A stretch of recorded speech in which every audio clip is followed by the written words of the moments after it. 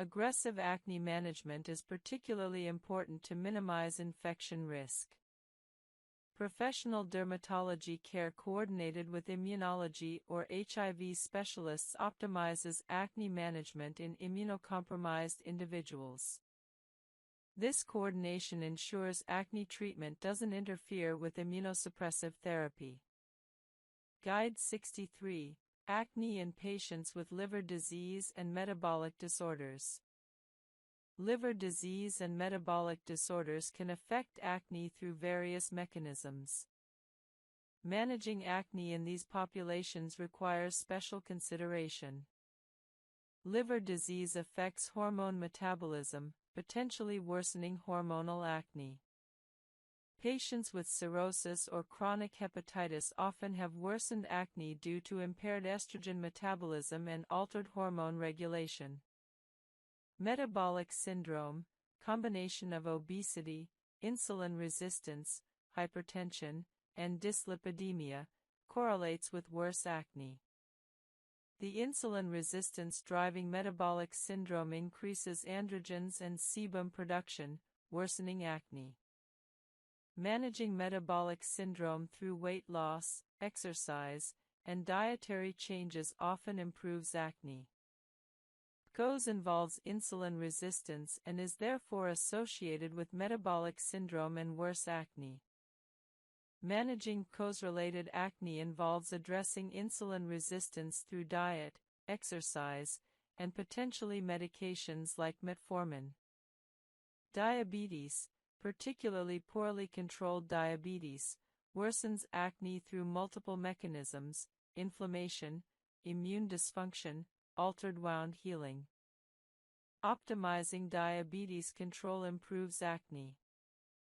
Liver metabolizing medications used for acne, like spironolactone, oral antibiotics, require dose adjustment in liver disease and monitoring for side effects.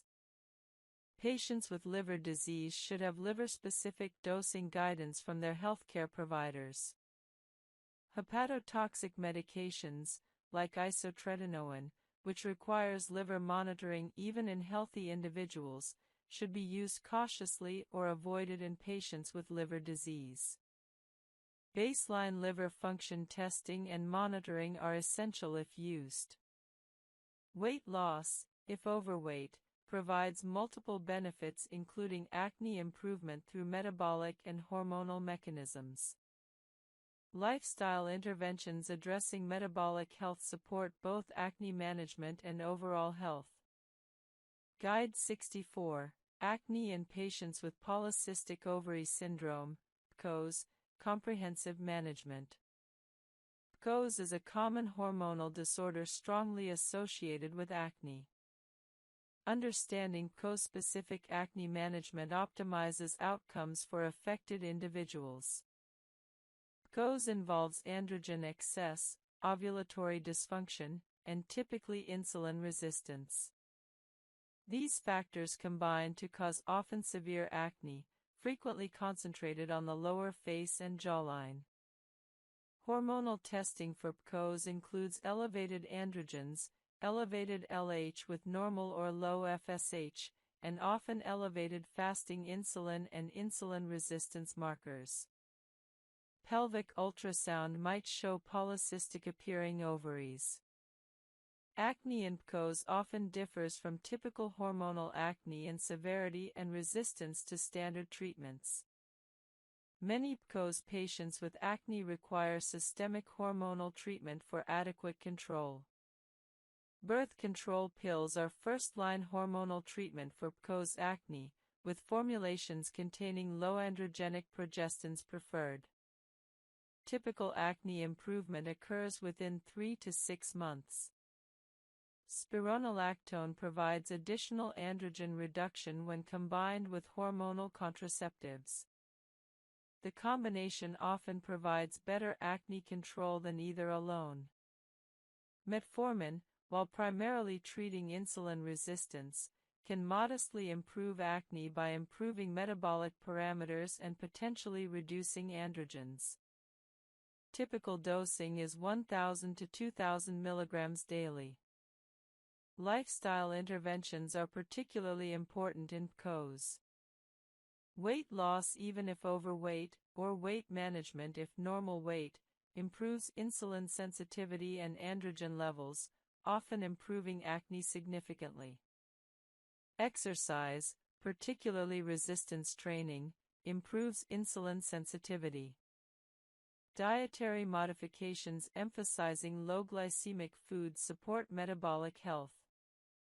Comprehensive PCOS acne management combines hormonal contraceptives, spironolactone if needed, metformin if insulin resistant, lifestyle optimization, topical acne treatments, and potentially professional treatments. This multifaceted approach addresses both the underlying PCOS pathophysiology and surface acne manifestations. Many women with PCOS achieve significant acne improvement through this comprehensive approach even if acne was previously treatment-resistant. The key is addressing underlying PCOS rather than only treating surface acne. Guide 65, Acne in Patients with Psychiatric Conditions, Medication Interactions and Mental Health Considerations. Psychiatric medications sometimes worsen acne or interact with acne treatments. Additionally, acne's psychological burden is heightened in individuals with pre-existing psychiatric conditions. Managing acne in this population requires coordinated psychiatric and dermatological care. Lithium, used for bipolar disorder, causes acne in many patients. This presents a dilemma: necessary psychiatric medication worsens acne. Options include discussing alternative mood stabilizers with your psychiatrist if possible, combining lithium with aggressive acne treatment, or managing the acne psychiatric medication trade-off consciously. Antipsychotic medications sometimes worsen acne through various mechanisms, though the effect is variable and many antipsychotics don't significantly affect acne. Discussing medication side effects with your psychiatrist helps identify if acne worsening is medication-related. SSRIs, antidepressants, generally don't worsen acne and might indirectly improve it by reducing stress. However, individual variation exists. Stimulant medications for ADHD don't typically worsen acne directly, though sleep disruption from stimulants might worsen acne indirectly through stress and sleep deprivation effects. Mental health in acne is particularly important for individuals with pre-existing depression or anxiety. Acne's psychological burden can exacerbate pre-existing psychiatric conditions. Recognizing this and providing both dermatological and psychiatric support is important. Medication compliance for acne treatment might be compromised in individuals with depression or ADHD. Depression reduces motivation, and ADHD can cause forgetfulness. Building medication adherence support, reminders, routine integration, accountability, helps overcome these barriers. Discussing psychiatric medications and acne concerns with your psychiatric provider helps identify which medications, if any, might worsen acne. Sometimes alternative medications without acne side effects exist. Coordinated care between dermatology and psychiatry optimizes outcomes. Each provider should be aware of the other's concerns and treatments. Guide 66, Acne Treatment and Pregnancy, Safe Options and Contraindications. Pregnancy significantly constrains acne treatment options due to risks of medications to the fetus. Understanding safe treatments during pregnancy allows continued acne management while protecting fetal health. Absolutely contraindicated during pregnancy: isotretinoin, severe teratogen causing birth defects, tretinoin and other prescription retinoids, significant teratogenic risk, insulin surges, triggering increased sebaceous gland activity and androgen production, both of which worsen acne. Foods with high glycemic index include white bread, white rice, sugary beverages, refined cereals, and most processed snacks. Replace these with low glycemic alternatives: whole grain bread, brown rice, vegetables, legumes, and nuts. This dietary shift reduces blood sugar volatility and decreases acne-triggering hormonal responses. Dairy products, particularly milk, contain hormones and bioactive peptides that may trigger acne in susceptible individuals. Multiple studies demonstrate correlation between milk consumption and acne severity. The effect appears strongest with skim milk, likely because fat-soluble hormones are removed during processing, leaving bioactive peptides.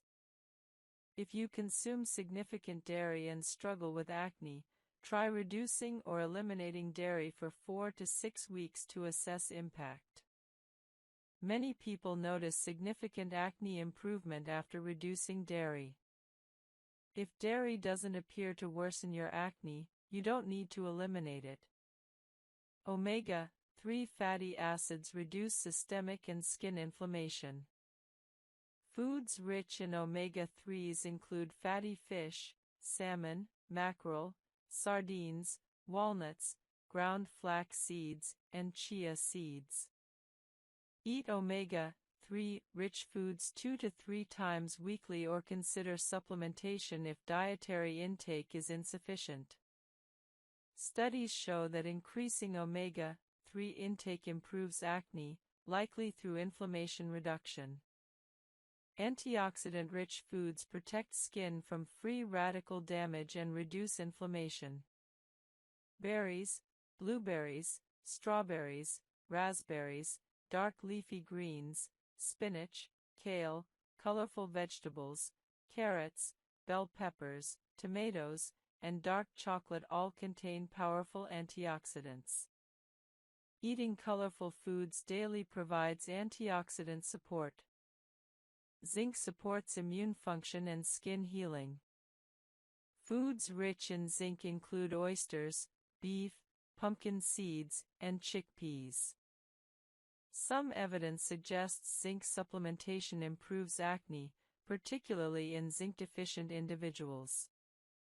Typical supplementation is 25 to 30 milligrams daily. Don't exceed this without medical guidance, as excess zinc causes nausea and copper deficiency.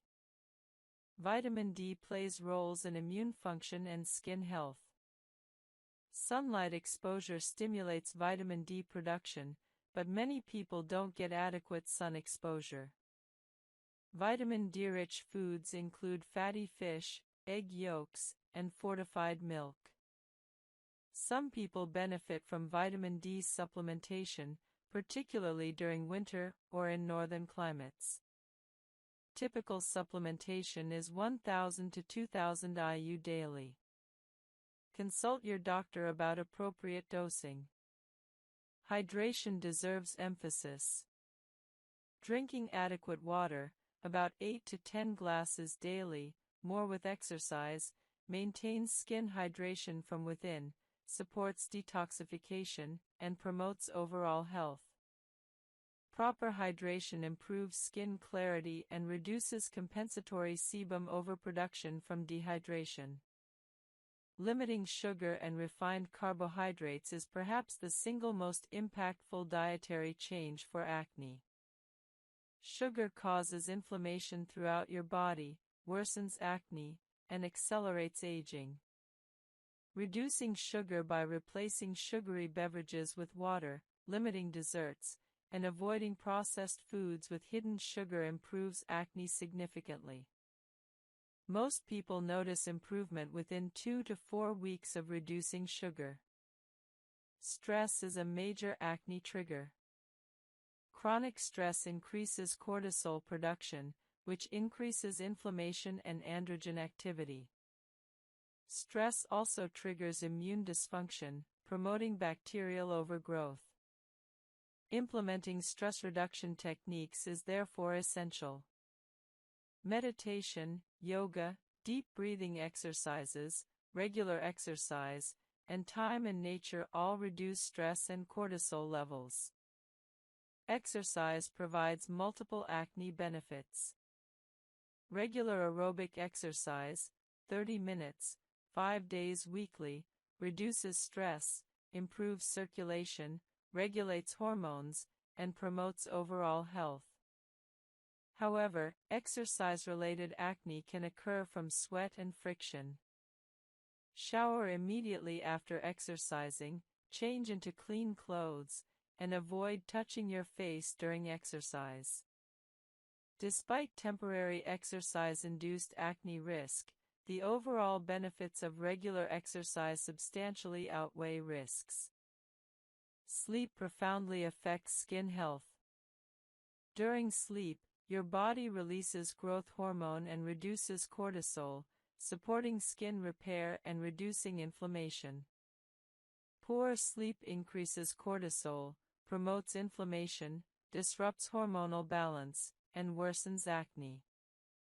Consistently getting 7 to 9 hours of quality sleep significantly improves acne.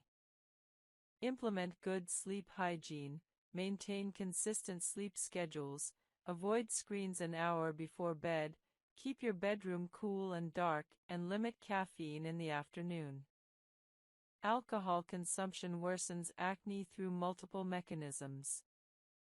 Alcohol increases inflammation, disrupts gut health, which influences skin, and dehydrates skin.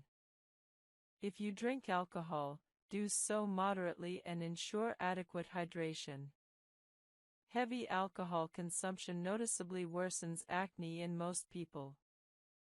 Smoking impairs skin healing, increases inflammation, and worsens acne. Smokers typically have worse acne than non-smokers. Quitting smoking improves acne and overall health dramatically. Gut health increasingly appears important for skin health. Poor gut microbiota diversity, gut inflammation, and increased intestinal permeability, leaky gut, correlate with acne. Eating fermented foods, yogurt, kimchi, sauerkraut, fiber-rich foods, vegetables, whole grains, legumes, and possibly taking probiotic supplements supports healthy gut microbiota. While gut acne connections are still being researched, the evidence suggests supporting gut health helps skin.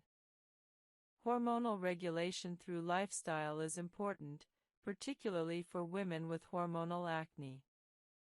Regular exercise, stress reduction, adequate sleep, and healthy diet all support hormonal balance. For women with PCOS or obvious hormonal acne, these lifestyle factors may reduce symptoms enough to minimize or eliminate the need for systemic medications like spironolactone or oral contraceptives. Important perspective: diet and lifestyle changes typically take 4 to 8 weeks to demonstrate skin effects. Don't expect immediate results.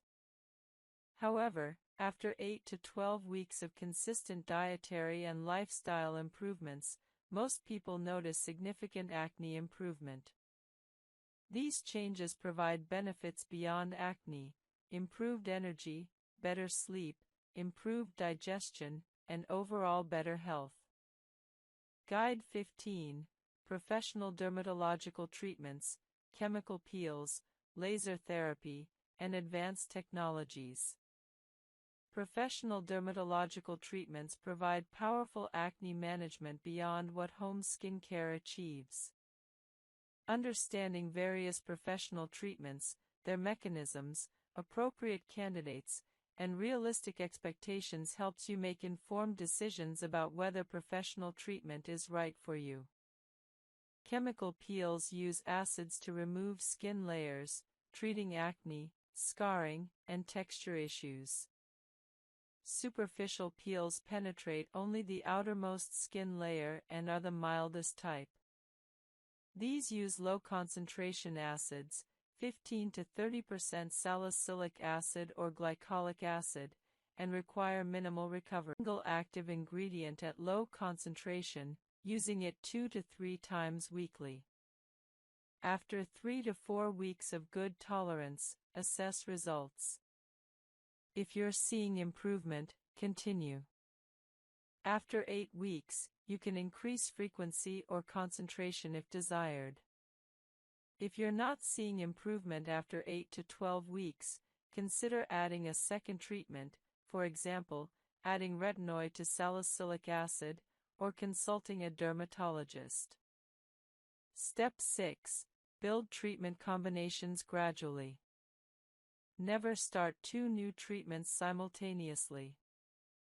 After establishing tolerance to your first treatment, at least 4 weeks, you can introduce a second treatment on different days or in different parts of your routine. For example, use salicylic acid cleanser in the morning, retinoid at night. Start the new treatment at low frequency and concentration, building up gradually. Step 7. Incorporate lifestyle changes. Implement dietary improvements, reduce sugar, increase antioxidants, consider eliminating dairy if it worsens your acne. Prioritize sleep, 7 to 9 hours nightly.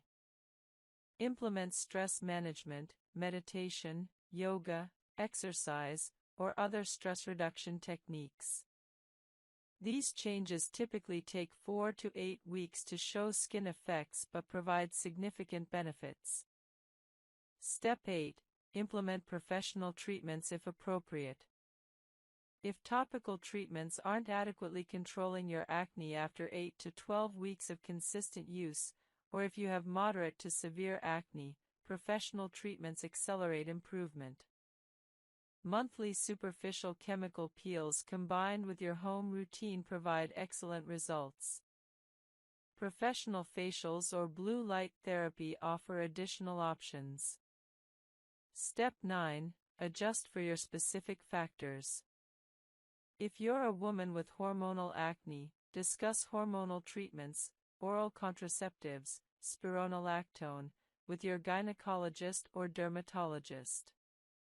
If you're very acne-prone, you might need slightly more aggressive treatment than someone with occasional pimples. If your skin is sensitive, you'll need to progress more gradually with treatments. Step 10. Track your progress and adjust. Keep a skincare journal noting products used, frequency, side effects, acne status, stress levels, diet, and sleep. After 8 to 12 weeks, assess results. Have you seen improvement? Are side effects manageable? Are you ready to increase treatment intensity? Are you experiencing purging or adaptation? Adjust accordingly. Step 11. Set realistic timelines. Clear skin typically requires 8 to 12 weeks with topical treatments alone, potentially faster with professional treatments. However, residual hyperpigmentation and scarring may require additional time and treatment. Setting realistic expectations prevents discouragement from expecting overnight results. Step 12. Prepare for long-term maintenance. Once clear, continue your core routine indefinitely at maintenance levels. Don't expect to stop all treatments and maintain clear skin. Your skin's acne tendency hasn't fundamentally changed. Maintenance requires ongoing treatment, though frequency may decrease significantly. A sample complete routine for moderate mixed acne. Morning, gentle cleanser vitamin C serum, antioxidant protection, optional, non-comedogenic moisturizer SPF 30+ sunscreen. Evening, gentle cleanser salicylic acid toner or treatment, 3 to 4 times weekly initially, non-comedogenic moisturizer benzoyl peroxide spot treatment on active lesions or retinoid treatment, start 2 to 3 times weekly. Supplements, omega-3 supplementation, possibly zinc supplementation if deficient. Lifestyle: 7 to 9 hours sleep nightly, 30-minute exercise 5 times weekly, stress management through meditation or yoga, diet emphasizing whole foods and reducing sugar/dairy. Professional: monthly superficial chemical peels if available and affordable. This comprehensive approach addresses acne through multiple angles simultaneously.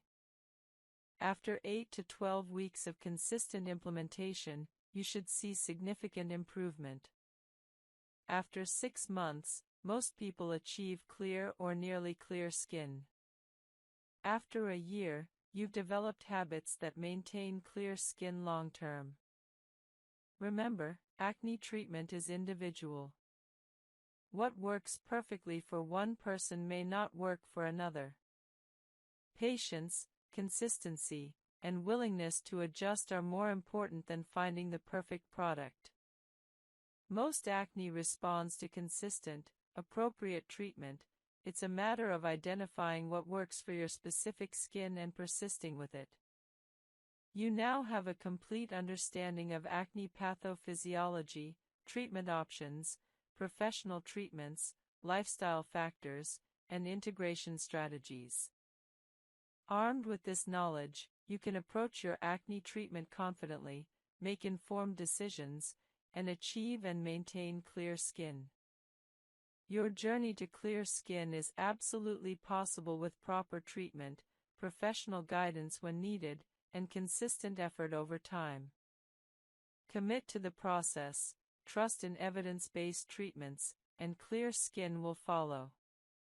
20 Advanced Skin Care and Acne Treatment Guides, Part 2. Each guide, 10 to 15 minutes reading time. Guide 21, Isotretinoin, Accutane, the definitive acne treatment for severe and resistant cases. Isotretinoin, commonly known by its former brand name Accutane, represents the most powerful acne treatment available. It's the only medication that can potentially cure acne permanently. However, its serious potential side effects mean it's reserved for severe, treatment-resistant acne and requires careful medical supervision. Understanding isotretinoin, its mechanism, effectiveness, requirements, and side effects, is essential for anyone considering this treatment. Isotretinoin is a vitamin A derivative, but far more potent than over-the-counter retinol or even prescription tretinoin. It works through multiple powerful mechanisms. First, it dramatically reduces sebaceous gland size and sebum production by up to 90%, essentially eliminating one of the 4 primary factors in acne development. Second, it normalizes follicular keratinization, preventing dead skin cell accumulation that leads to comedones. Third, it has powerful anti-inflammatory effects, reducing the inflammation driving acne. Fourth, it has some antibacterial properties, reducing Cutibacterium acnes populations. The combination of these mechanisms makes isotretinoin extraordinarily effective. Approximately 70 to 90% of patients achieve complete, long-term acne remission after 1 course of isotretinoin. Many patients are cured permanently, their acne never returns. Of those who do experience some acne recurrence, it's typically mild and easily manageable with topical treatments, a vast improvement from their initial severe acne. Isotretinoin's effectiveness is why it's considered the gold standard for severe acne. The trade-off of potential side effects is justifiable when dealing with acne severe enough to cause permanent scarring or significant psychological distress. However, isotretinoin is teratogenic, meaning it causes severe birth defects if taken during pregnancy. This is the primary reason for its strict regulation and monitoring requirements.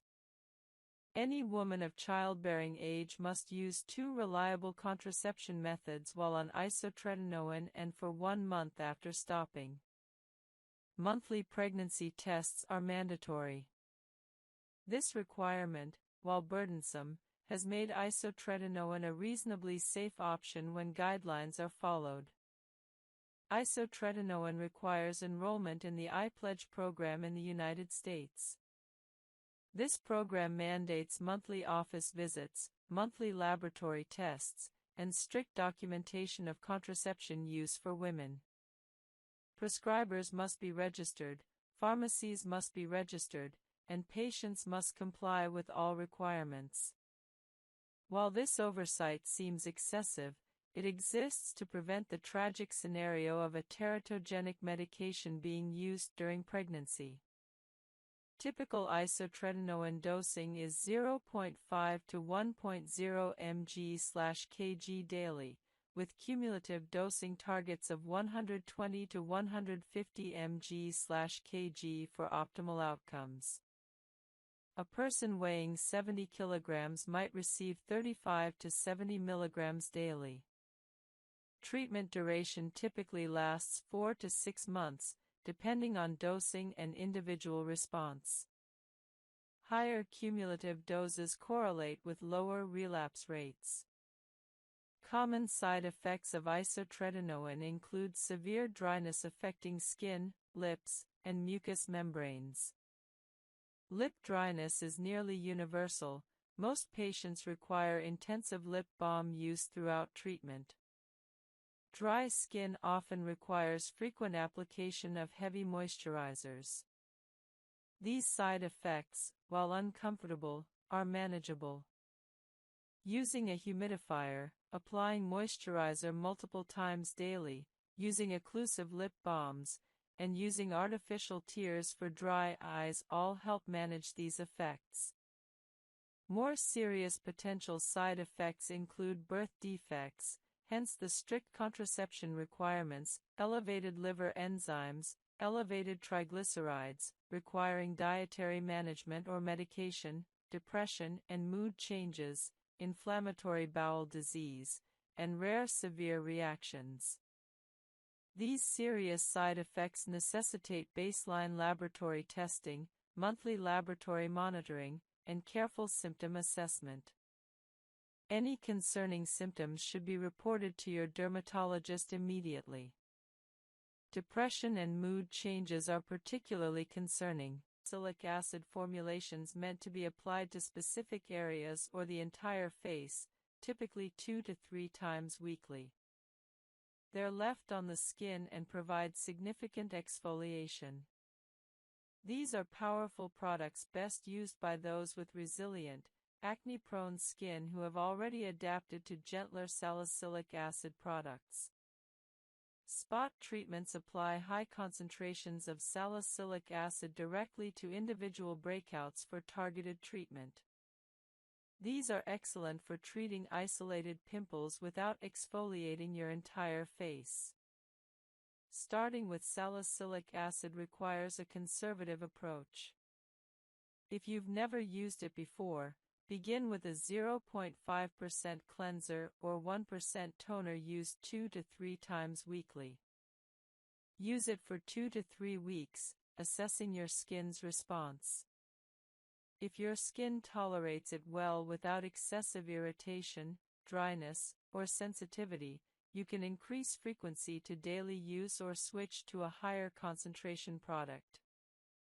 When applying salicylic acid toners or serums, use clean fingertips or a cotton pad to apply evenly across your face, focusing on areas prone to acne. Use about a nickel-sized amount for your entire face. Apply to completely dry skin. Applying to damp skin increases irritation. Allow the product to dry completely before applying other products. Some salicylic acid products are meant to stay on your skin indefinitely, while others are meant to be rinsed off after a specific time. Read instructions carefully. Common mistakes when using salicylic acid include starting with too high a concentration, using it too frequently, combining it with too many other actives, and failing to moisturize adequately afterward. Starting with 2% and using it daily will almost certainly cause excessive irritation, dryness, and peeling. You're much better served starting gently and gradually increasing.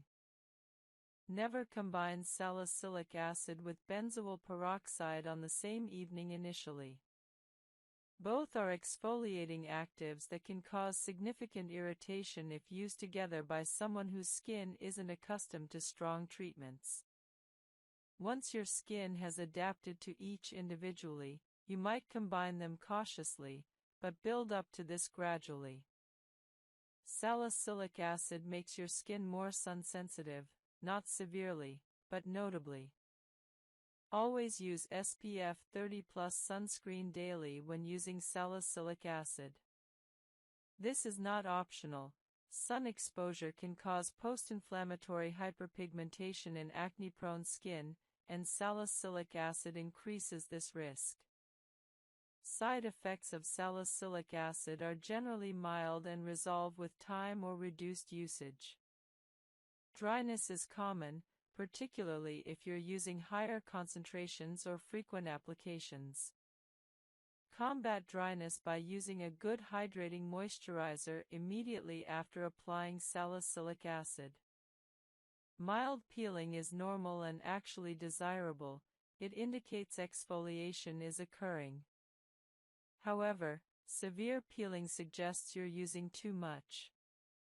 Slight irritation and redness may occur initially but typically resolve within 1 to 2 weeks. Some people experience temporary worsening of acne as impurities are brought to the surface, but this purging phase is usually short-lived. Results from salicylic acid appear gradually.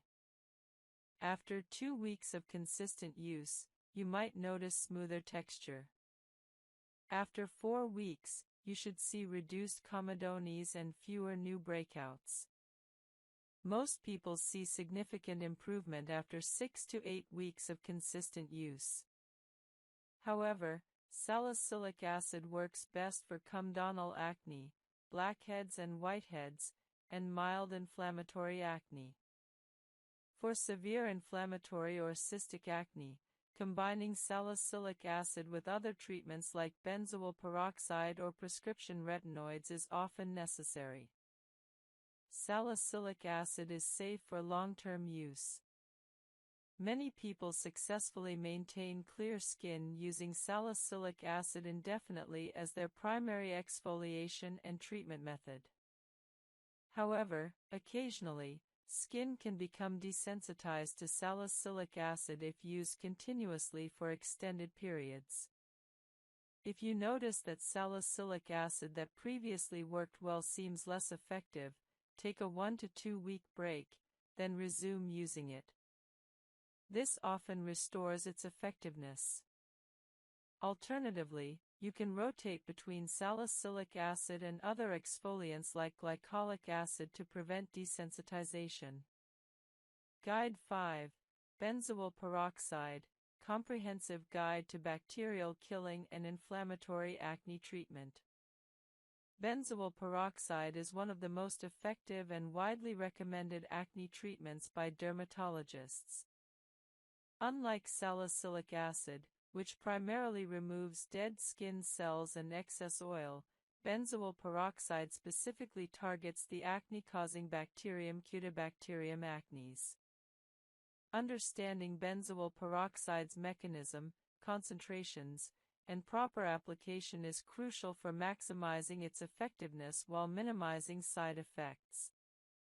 Benzoyl peroxide works through a unique mechanism. It generates reactive oxygen species that directly kill bacteria. This is fundamentally different from antibiotics, which the bacteria can develop resistance to. Bacteria cannot develop resistance to benzoyl peroxide because it works through oxidative stress rather than targeting specific bacterial proteins. This makes benzoyl peroxide an invaluable tool in acne treatment, particularly since antibiotic resistance is an increasingly serious problem in dermatology. Beyond bacterial killing, benzoyl peroxide has anti-inflammatory effects, helping reduce the redness and swelling associated with inflammatory acne. It also has mild sebum-reducing properties and may help with some degree of come-down reduction, though it's less effective for this than salicylic acid. Benzoyl peroxide comes in concentrations ranging from 2.5% to 10%, with some over-the-counter products going up to 10% and prescription-strength versions available at higher concentrations. Interestingly, studies show that 2.5% benzoyl peroxide is roughly equivalent in effectiveness to 10% benzoyl peroxide.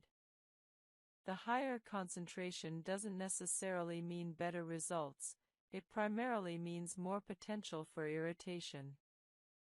Therefore, it's prudent to start with 2.5% and only increase concentration if needed. Benzoyl peroxide comes in multiple product formats.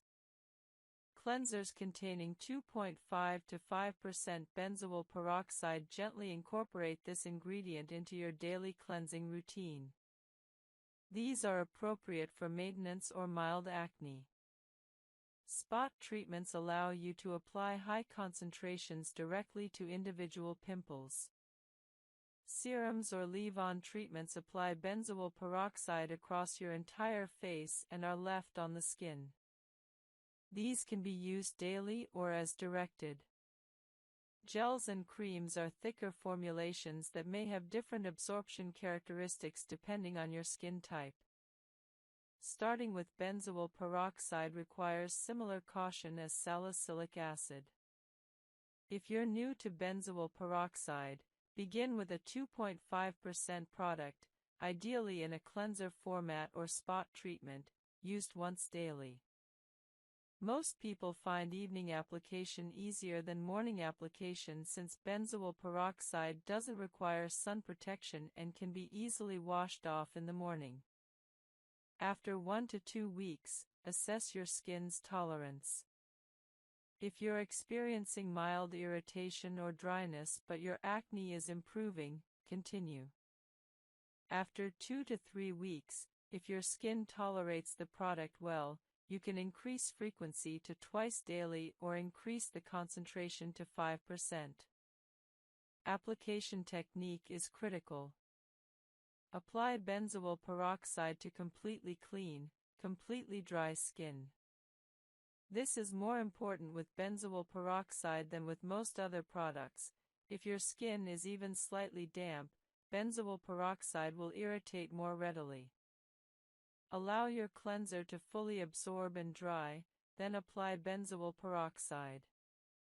Use a small amount, about the size of a pea for your entire face if using a leave-on product, or a slightly larger amount for spot treatment. Apply gently, allowing the product to absorb fully before applying other products. Benzoyl peroxide has a particular drawback: it bleaches fabrics and hair. If you apply it to your face, it can bleach your pillowcase, bedding, towels, and hair. Many people apply benzoyl peroxide in the evening and wash it off in the morning with their cleanser to avoid this issue. If you apply it in the morning, be extremely careful not to get it on your hair, eyebrows, or any colored clothing. Some people apply it as a spot treatment right before bed, allowing it to work overnight before being washed off in the morning. If bleaching is a concern, you might prefer using benzoyl peroxide in a wash-off cleanser format where the contact time is brief. Side effects of benzoyl peroxide are generally more significant than salicylic acid. Dryness is very common, particularly with higher concentrations or frequent applications. Combat this by using an excellent moisturizer after applying benzoyl peroxide. Some people find that benzoyl peroxide dries their skin excessively even at 2.5% concentration. If this is you, try reducing frequency to every other day or using it only as a spot treatment. Irritation and redness are common, particularly when starting benzoyl peroxide or when increasing concentration. This irritation is usually temporary and subsides within 1 to 2 weeks as your skin adapts. However, if you experience severe irritation, dermatitis, or reactions, discontinue use and consult a dermatologist. Contact dermatitis to benzoyl peroxide, while rare, does occur. If you develop an itchy rash that doesn't improve with reduced frequency, you may be allergic. Discontinue use and inform your dermatologist. Many people experience acne purging when starting benzoyl peroxide, temporary worsening of acne as bacteria die off and impurities are brought to the surface. This purging typically lasts 1 to 2 weeks. If purging lasts longer, consult your dermatologist.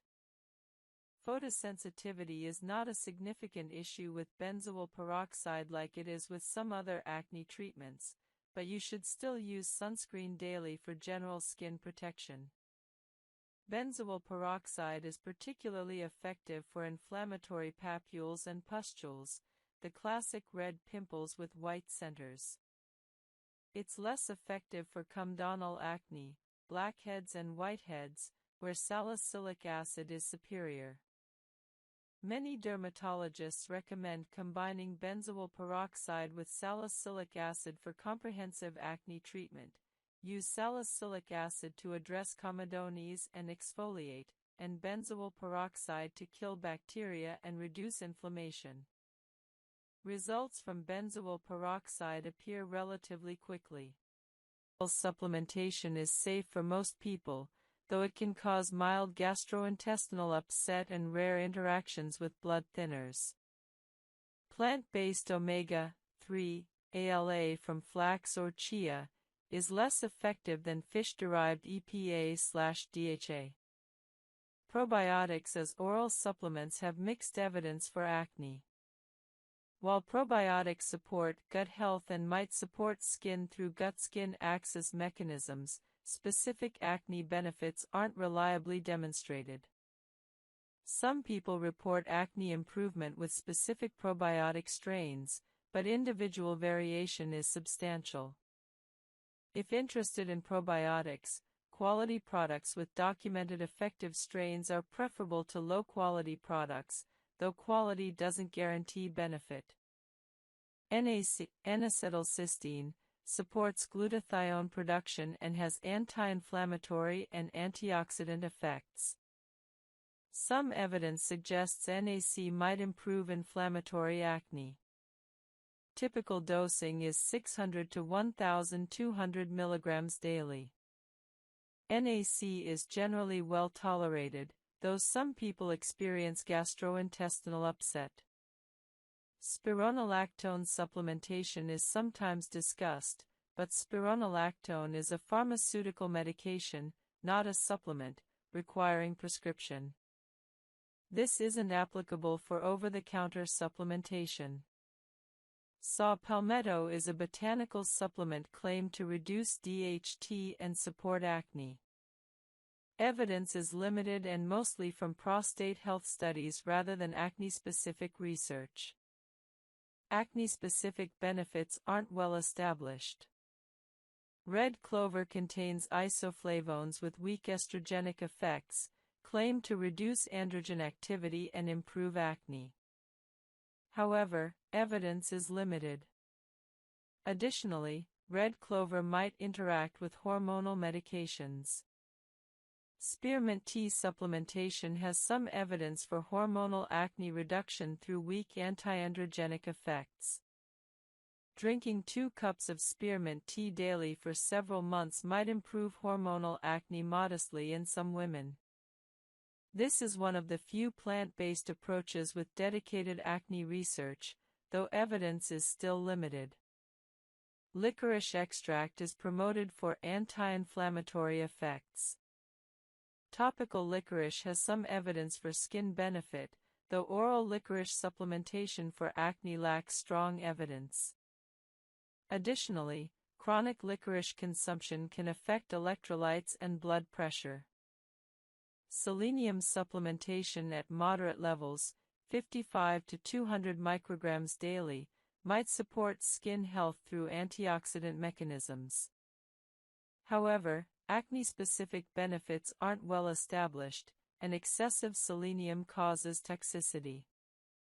Important considerations for supplementation: supplements aren't regulated as rigorously as pharmaceuticals, meaning quality, purity, and actual content vary between brands. Third-party testing helps identify higher quality products. Supplements can interact with medications. Discuss supplementation with your healthcare provider, particularly if taking medications. Supplements take weeks to months to demonstrate benefits.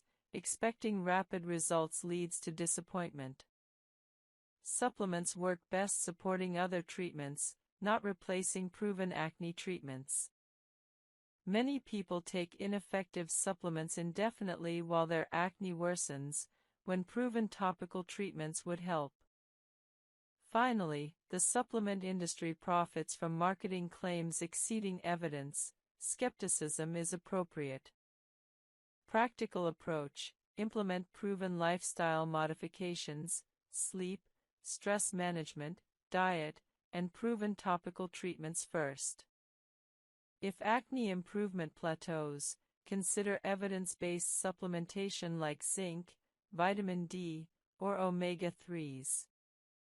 Avoid high-dose, poorly studied supplements marketed with exaggerated claims.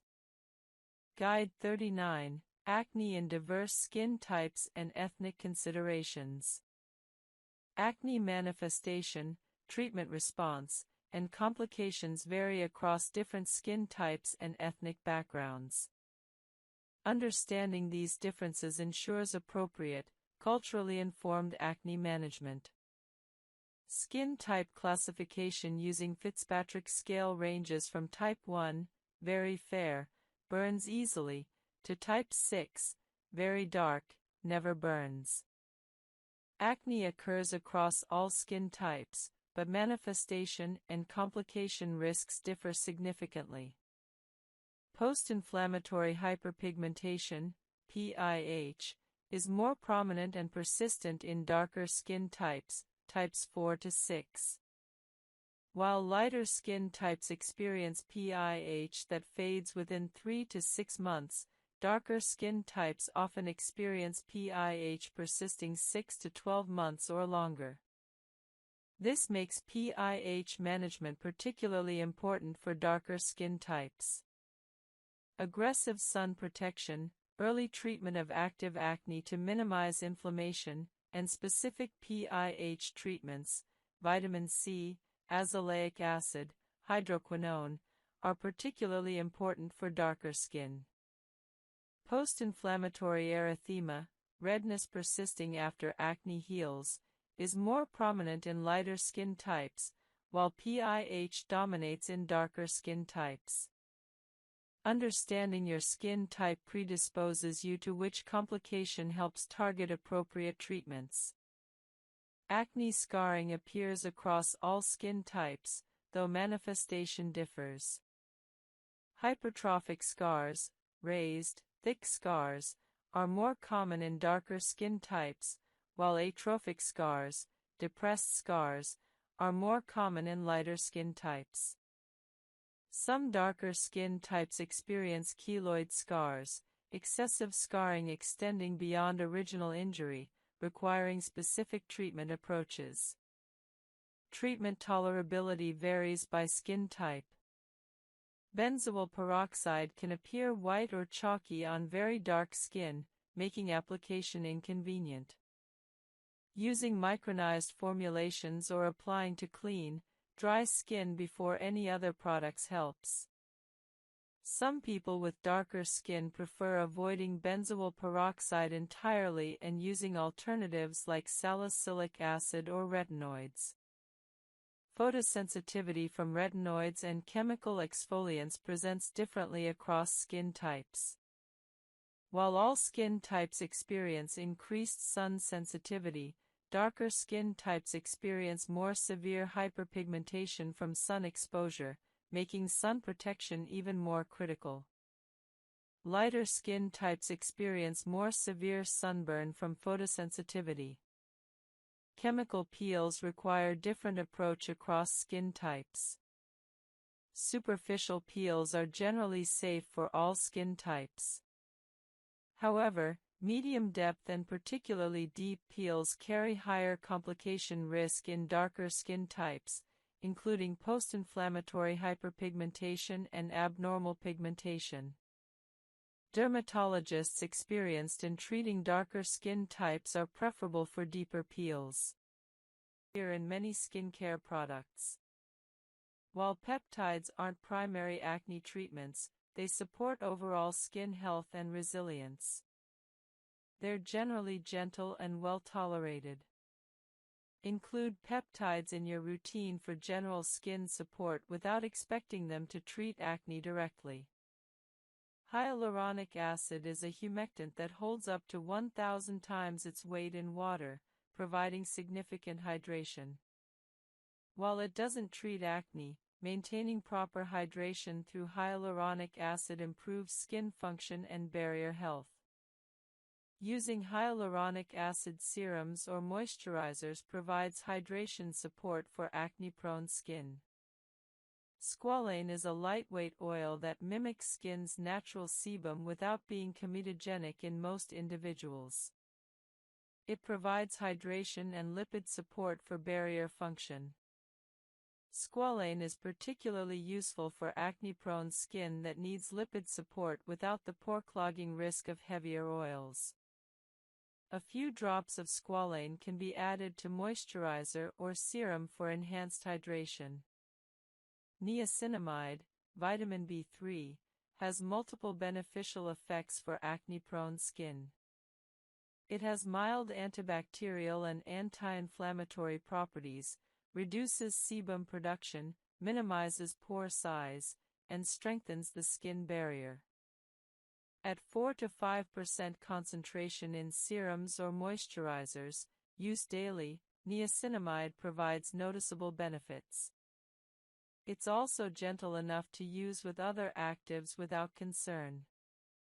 Alpha-lipoic acid is a powerful antioxidant that penetrates both water and lipid layers of skin.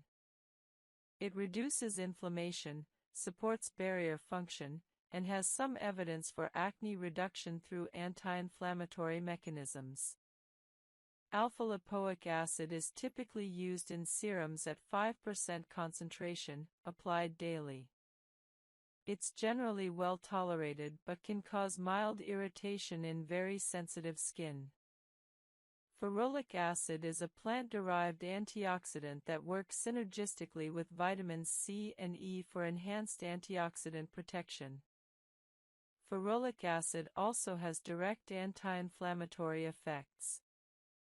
It's commonly found in advanced serums and provides additional antioxidant support beyond vitamin C alone. Resveratrol is a potent antioxidant from plants like grapes. It reduces inflammation and has some antimicrobial properties.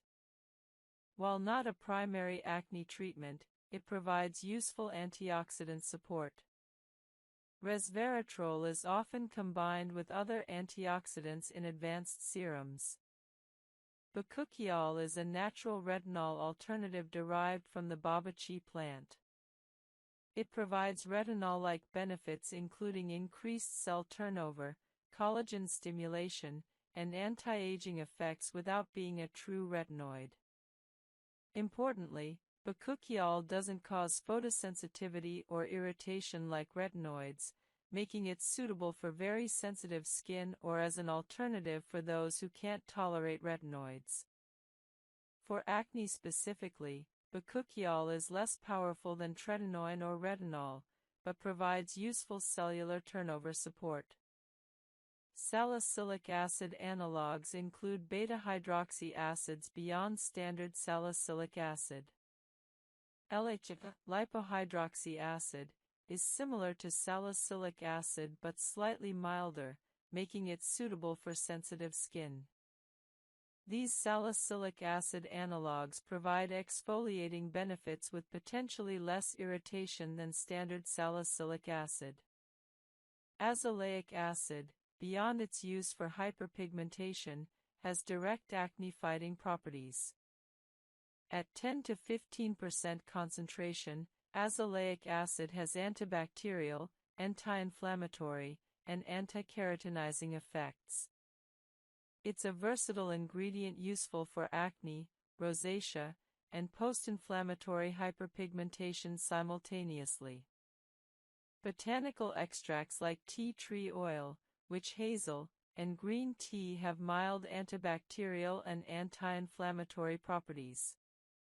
While weaker than pharmaceutical actives, they provide supportive benefits.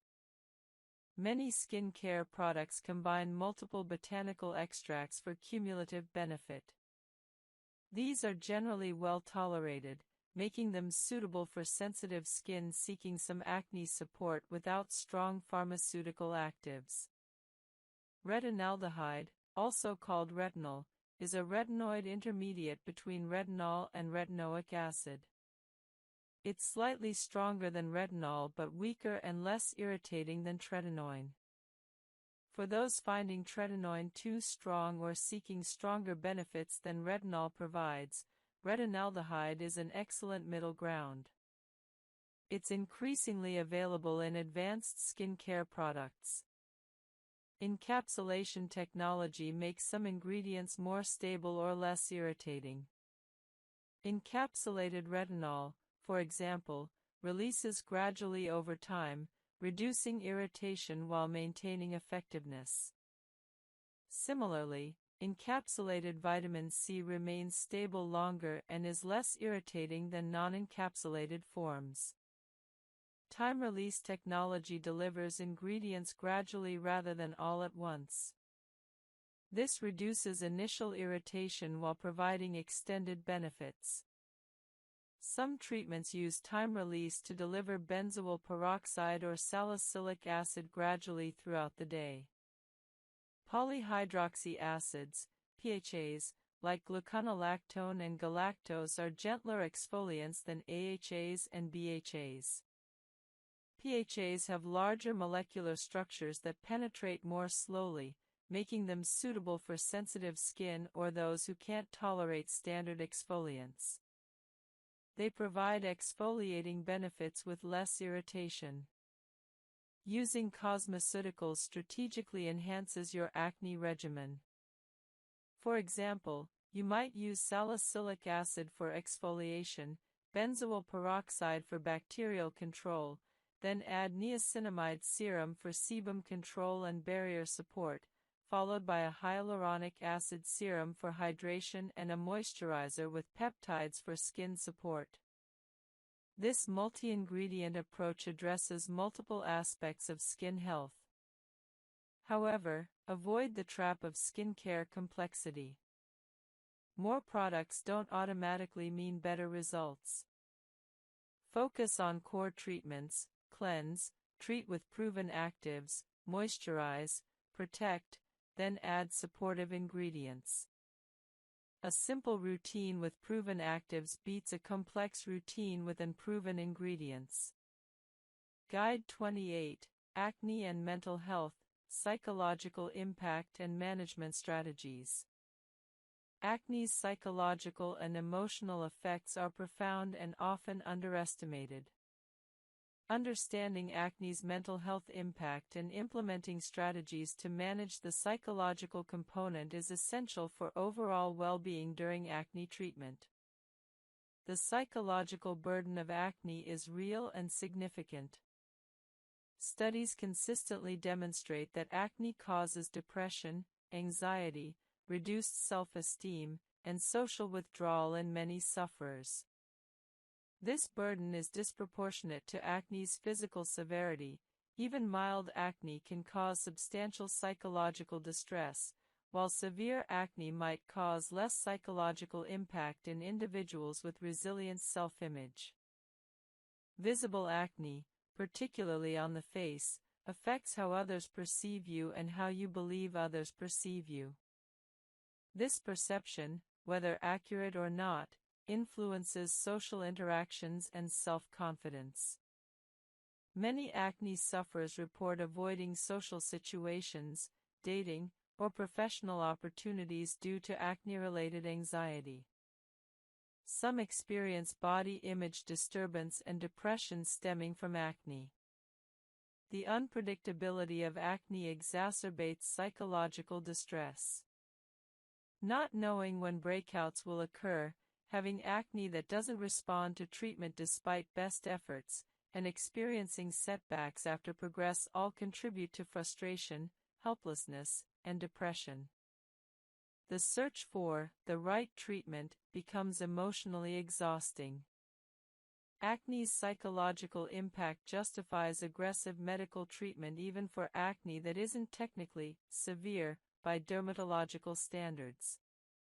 If acne causes significant psychological distress, depression, or anxiety affecting quality of life, treatment should be pursued regardless of how many lesions you have. Your mental health is legitimate reason for professional acne treatment. Several psychological strategies help manage acne-related distress. Cognitive reframing involves recognizing and challenging negative thoughts about acne. Rather than, "Everyone will think I'm disgusting because of my acne," reframe to, "Most people don't notice my acne as much." Individuals receiving hormone therapy often experience acne changes related to hormonal transition. Understanding these changes helps manage acne during transition. Testosterone-based hormone therapy, for transmasculine individuals, typically worsens acne initially due to increased androgens. Acne often develops or significantly worsens during the first 1 to 2 years of testosterone therapy. This is particularly challenging for individuals already prone to acne. Aggressive acne prevention and treatment during testosterone initiation is important. Some individuals benefit from starting acne treatment prophylactically before or as testosterone therapy begins. Estrogen-based hormone therapy, for transfeminine individuals, typically improves acne over time as androgens are suppressed. Many transfeminine individuals experience significant acne improvement within several months to a year of estrogen therapy. This improvement can be dramatic and psychologically significant. Spironolactone, commonly used alongside estrogen therapy for anti-androgen effects, has acne-beneficial effects. The combination of spironolactone plus estrogen provides maximal acne improvement in transfeminine individuals. Timeline for hormone therapy. Acne effects is important to understand. Acne worsening from testosterone therapy might persist 1 to 2 years before stabilizing or improving. Setting realistic expectations prevents discouragement during this period. Psychological impact of acne during transition deserves acknowledgement. Acne during transition, when someone is often already managing significant life changes and body image adjustments, can cause additional distress. Aggressive acne management acknowledges this psychological weight. Working with dermatologists and endocrinologists familiar with transgender health improves care. Some clinicians are specifically experienced in managing acne in hormone therapy contexts. Iodine-containing supplements or medications can trigger acne. High-dose iodine supplementation is associated with acne worsening. This is one reason avoiding excessive iodine supplementation unless specifically indicated is prudent. Phenytoin, anti-seizure medication, and other older anti-seizure drugs can trigger acne or gingival hyperplasia, gum overgrowth. If these medications are necessary, managing side effects is required. When drug-induced acne is suspected, first confirm with your prescribing healthcare provider that the medication is likely the culprit. Assess whether alternative medications without acne side effects exist. If alternatives don't exist, combine the medication with aggressive acne treatment. Don't discontinue necessary medications without medical guidance even if acne worsens. Guide 55, Nutritional Deficiencies and Acne, Zinc, Vitamin D, Selenium, and beyond. Certain nutritional deficiencies correlate with worse acne.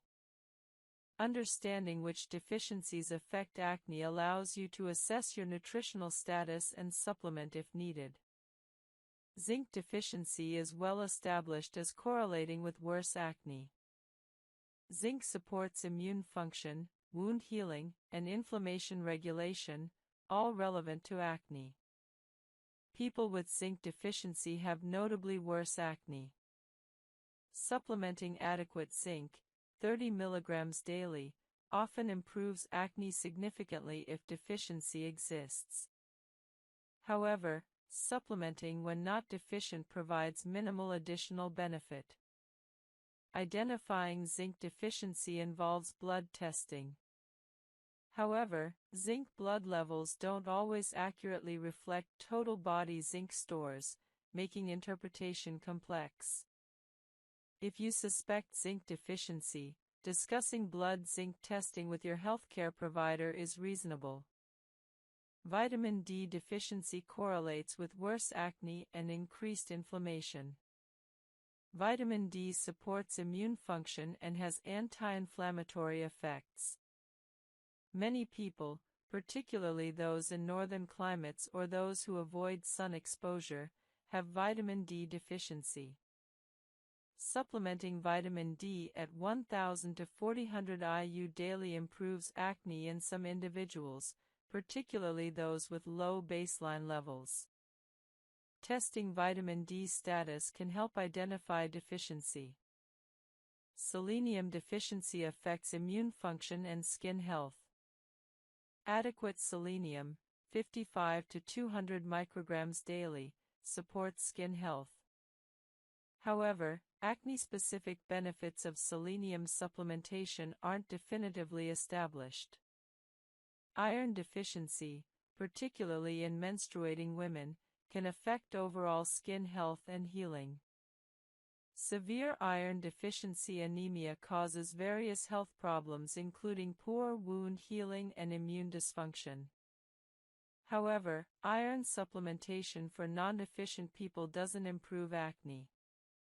Vitamin A, retinol, deficiency causes follicular hyperkeratinization and immune dysfunction contributing to acne. However, toxicity from excess vitamin A is also problematic. Getting adequate vitamin A through diet, liver, sweet potato, leafy greens, is ideal. Supplementing vitamin A is only necessary if deficient. B vitamins, particularly B5, pantothenic acid, are promoted for acne at very high doses, 10+ grams daily. However, evidence is weak and high-dose B5 causes diarrhea frequently. Normal B vitamin intake through diet or multivitamin supplementation supports general health without special acne benefits. Omega-3 fatty acid deficiency promotes systemic inflammation worsening acne. Getting adequate omega-3s, 1 to 2 grams EPA plus DHA daily from fish or supplements, supports skin health through inflammation reduction. Identifying nutritional deficiencies, blood testing can assess status for most nutrients. Dietary assessment helps identify if diet provides adequate nutrients, considering supplementation if deficiencies are identified. However, supplementing without deficiency rarely provides additional benefit. Getting nutrients through food when possible is preferable to supplementation. Guide 56. Occupational acne syndromes, tar acne, oil acne, and chemical exposure. Workers in certain occupations experience acne specifically from occupational chemical exposures. Understanding occupational acne helps you implement prevention strategies and pursue appropriate treatment. Tar acne develops in workers exposed to coal tar, crude oil, and petroleum products. Mechanics, road workers, and petroleum industry workers are susceptible. Tar acne results from follicular occlusion and irritation from these substances. Appearance is often on exposed areas, hands, face, neck, forearms. Oil acne develops in workers exposed to mineral oils and cutting fluids in metalworking, automotive work, and similar occupations. These oils are comedogenic and occlusive, clogging pores and promoting acne. Oil acne is often quite severe if exposure is chronic. Guide 63. Acne in patients with liver disease and metabolic disorders. Liver disease and metabolic disorders can affect acne through various mechanisms.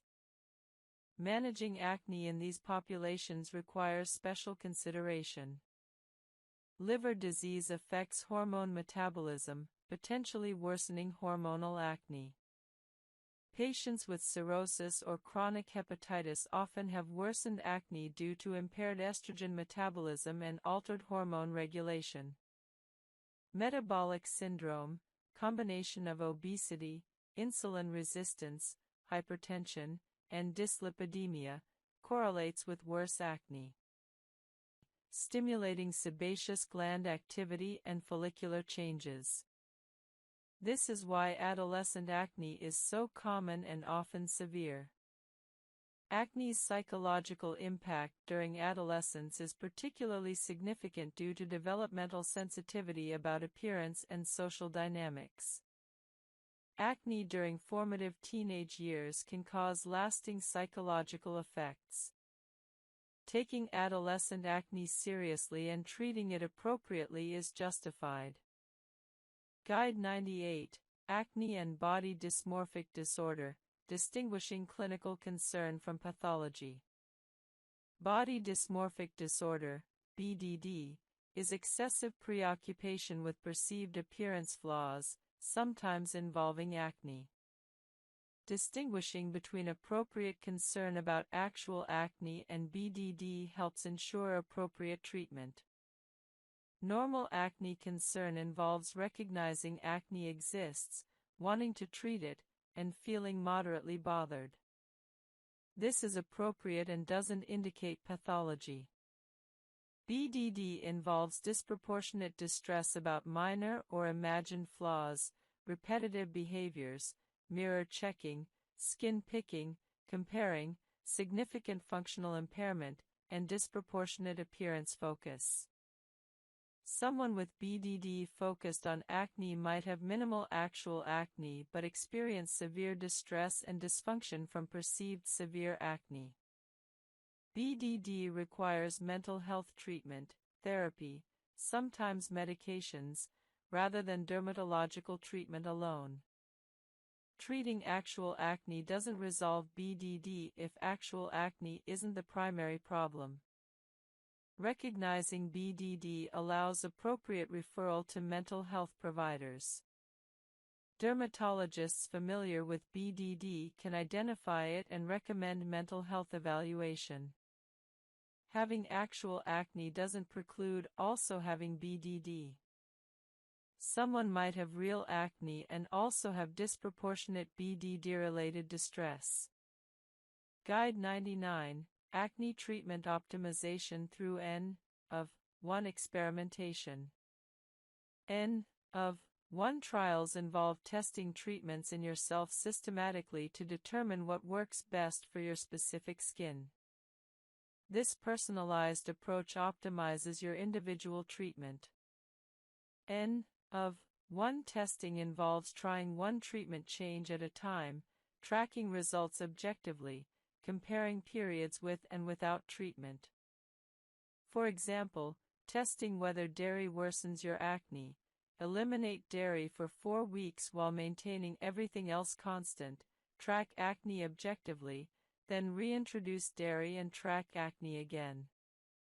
If acne improved without dairy and worsens with dairy reintroduction, dairy is likely a personal trigger. Similarly, testing whether specific products, ingredients, stressors, or other factors affect your acne using single-variable experimentation personalizes your treatment. Tracking variables, diet, sleep, stress, products used, acne status, in a detailed journal enables N-of-1 analysis revealing personal patterns. This personalized approach identifies your specific acne triggers and treatment responses better than general recommendations, since everyone's acne differs. Guide 100, Acne Future, Emerging Research, Potential Breakthroughs, and What's Next. Acne research continues advancing, with numerous promising approaches under investigation. Understanding emerging research provides hope for improved future treatments. Microbiome-targeted treatments using probiotics or postbiotics specifically addressing acne-associated microbiota changes are in development. These might provide more targeted bacterial management than broad-spectrum antibiotics. Precision medicine approaches using genetic testing to predict acne predisposition and treatment response are emerging. Personalized treatment based on genetic profiles might become reality. Immunotherapy approaches boosting immune response to acne bacteria or reducing inflammation are under investigation. Nanotechnology delivery systems enabling more targeted, deeper drug delivery are advancing. Future treatments might be more effective and have fewer side effects through optimized delivery. Gene therapy approaches, still experimental and far from clinical use, might eventually target genetic predisposition to acne. Plant-based and botanical treatments with stronger evidence are being developed.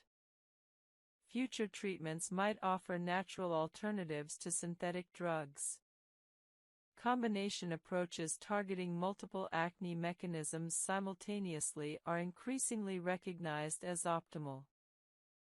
Future standard treatment might involve coordinated multi-mechanism attacks on acne.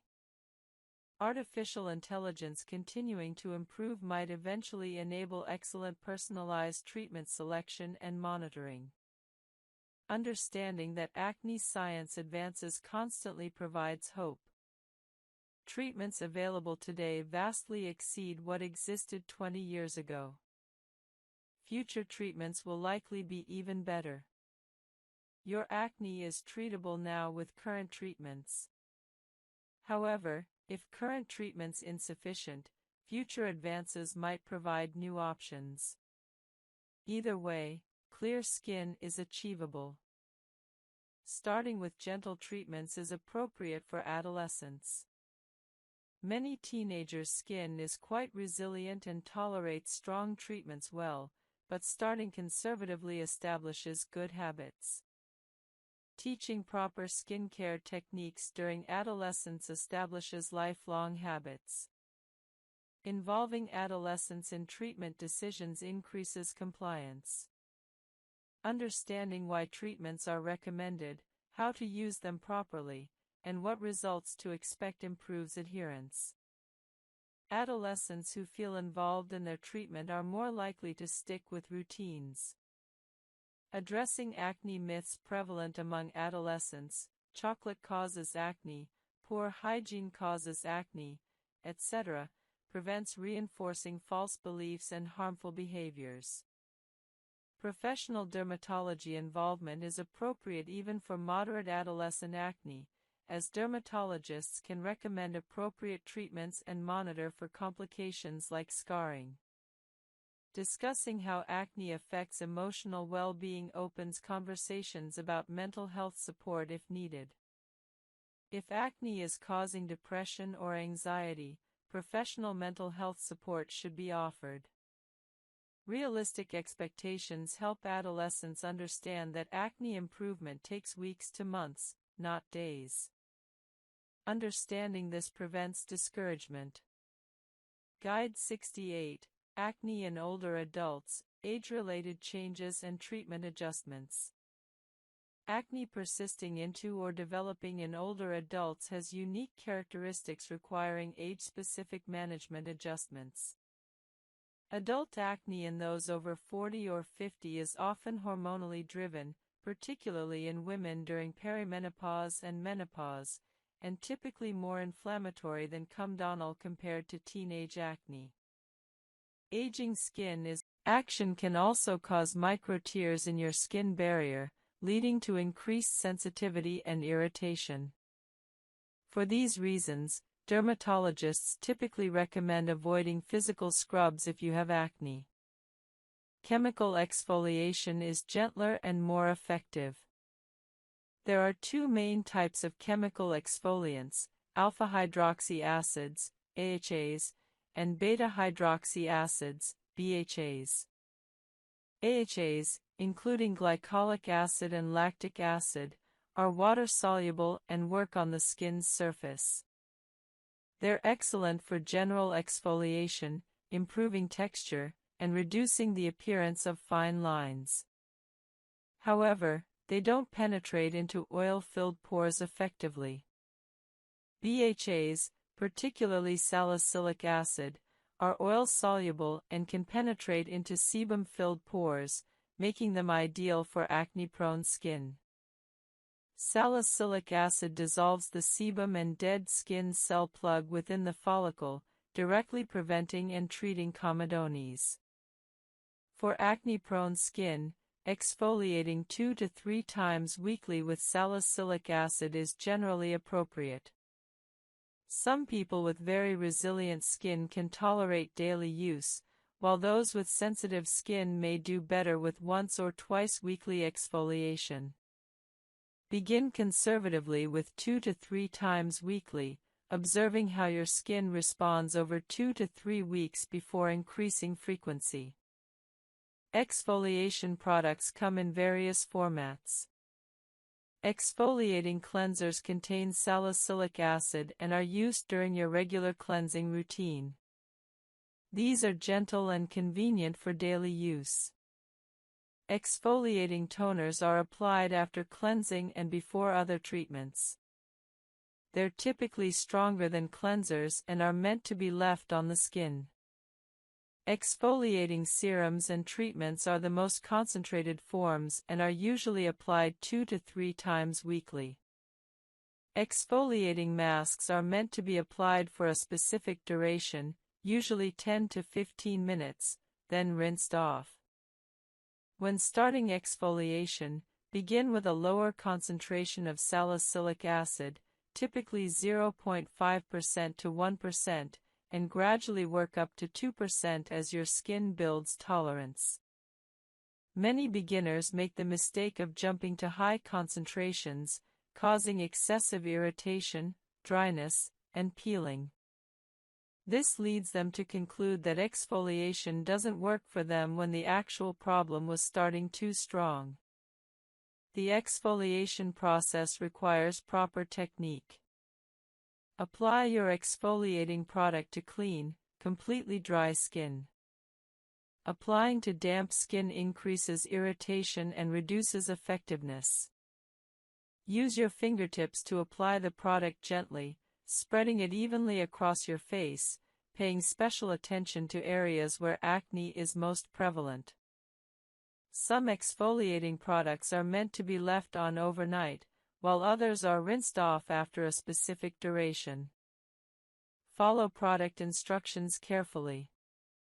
During the initial exfoliation period, expect some adjustment. Your skin may experience mild redness, slight dryness, or mild peeling, This is normal and typically subsides within 1 to 2 weeks as your skin adapts. However, if you experience severe irritation, excessive peeling, or significant discomfort, reduce your exfoliation frequency or concentration. Listen to your skin, it will tell you what it needs. Never combine multiple exfoliating products on the same day, and especially avoid combining exfoliants with other strong actives like retinoids or benzoyl peroxide on the same night initially.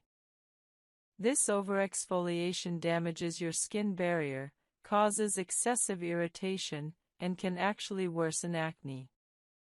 Once your skin is accustomed to each product individually, you can sometimes combine them, but do so cautiously and only if your skin tolerates it well. Some people experience purging when they begin exfoliation, where acne temporarily worsens as the exfoliant brings impurities to the skin surface. This is generally a positive sign that the product is working, and it usually subsides within 1 to 2 weeks. However, if purging lasts longer than 2 to 3 weeks or becomes unbearable, discontinue the product and consult a dermatologist. After exfoliating, your skin barrier is compromised and needs careful management. Moisturize generously with a product suitable for your skin type. Avoid other potentially irritating ingredients like vitamin C, niacinamide in high concentrations, or peptides on exfoliation days. Stick to basic cleanse, exfoliate, and moisturize. Use sunscreen religiously, as exfoliated skin is more susceptible to UV damage. Seasonal variations affect exfoliation needs. During winter, when skin is naturally drier, you may need to reduce exfoliation frequency. During summer, when skin is oilier and more resilient, you might tolerate more frequent exfoliation. Listen to your skin and adjust accordingly. Results from regular exfoliation appear gradually. After 4 weeks of consistent exfoliation with salicylic acid, you should notice smoother texture, fewer comedones, and generally improved skin clarity. Acne lesions should appear flatter and less inflamed. However, exfoliation is most effective as part of a comprehensive acne treatment plan, not as a standalone solution. Guide 4: Salicylic Acid, the Science, Concentrations, and Complete Application Guide. Salicylic acid has been a cornerstone of acne treatment for decades, and understanding its mechanism and proper use is essential for anyone dealing with acne. Salicylic acid is a beta-hydroxy acid, BHA, meaning it's oil-soluble. This oil solubility is what makes it particularly effective for acne-prone skin. It can penetrate into oil-filled pores where other water-soluble ingredients cannot reach. Salicylic acid works through multiple mechanisms. First, it acts as a keratolytic, meaning it helps dissolve the protein bonds between dead skin cells, promoting cell shedding. Inside the follicle, it dissolves the sebum and dead skin cell mixture that forms come-done plugs. Second, it has mild antibacterial properties, helping reduce bacterial colonization within blocked pores. Third, it has anti-inflammatory effects, reducing the redness and irritation associated with acne lesions. Fourth, it can stimulate cellular turnover, promoting healthier skin overall. Salicylic acid comes in various concentrations, typically ranging from 0.5% to 2%. The concentration directly correlates with effectiveness and also with irritation potential. A 0.5% solution is very gentle, making it suitable for sensitive skin or those new to salicylic acid. A 1% solution is considered standard for most people with acne-prone skin, providing a good balance between effectiveness and tolerability. A 2% solution is the maximum recommended concentration for at-home use, offering significant exfoliating power but requiring experienced use to avoid over-irritation. Professional-grade salicylic acid can be applied at concentrations up to 20 to 30% during chemical peels, but these are only performed in clinical settings and are significantly stronger than over-the-counter products. Salicylic acid products come in numerous formats, each with advantages and disadvantages. Cleansers containing 0.5 to 2% salicylic acid are the gentlest form. You use them daily during your regular cleansing routine, and the short contact time limits irritation while still providing exfoliating benefits. Cleansers are ideal for maintaining clear skin and for beginners new to salicylic acid. Toners or liquid exfoliants contain higher concentrations and are left on the skin, providing more potent exfoliation than cleansers. These are typically applied after cleansing and before other treatments, 2 to 3 times weekly. They provide more dramatic exfoliation than cleansers but also carry more irritation risk. Serums and treatments are concentrated salicylic. Of those who do experience some acne recurrence, it's typically mild and easily manageable with topical treatments, a vast improvement from their initial severe acne. Isotretinoin's effectiveness is why it's considered the gold standard for severe acne. The trade-off of potential side effects is justifiable when dealing with acne severe enough to cause permanent scarring or significant psychological distress. However, isotretinoin is teratogenic, meaning it causes severe birth defects if taken during pregnancy. This is the primary reason for its strict regulation and monitoring requirements. Any woman of childbearing age must use 2 reliable contraception methods while on isotretinoin and for 1 month after stopping. Monthly pregnancy tests are mandatory. This requirement, while burdensome, has made isotretinoin a reasonably safe option when guidelines are followed. Isotretinoin requires enrollment in the iPledge program in the United States. This program mandates monthly office visits, monthly laboratory tests, and strict documentation of contraception use for women. Prescribers must be registered, pharmacies must be registered, and patients must comply with all requirements. While this oversight seems excessive, it exists to prevent the tragic scenario of a teratogenic medication being used during pregnancy. Typical isotretinoin dosing is 0.5 to 1.0 mg/kg daily, with cumulative dosing targets of 120 to 150 mg/kg for optimal outcomes. A person weighing 70 kilograms might receive 35 to 70 milligrams daily.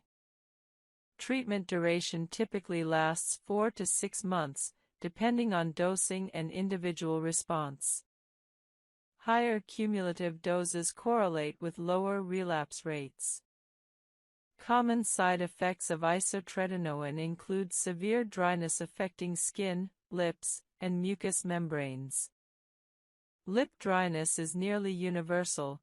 Most patients require intensive lip balm use throughout treatment. Dry skin often requires frequent application of heavy moisturizers.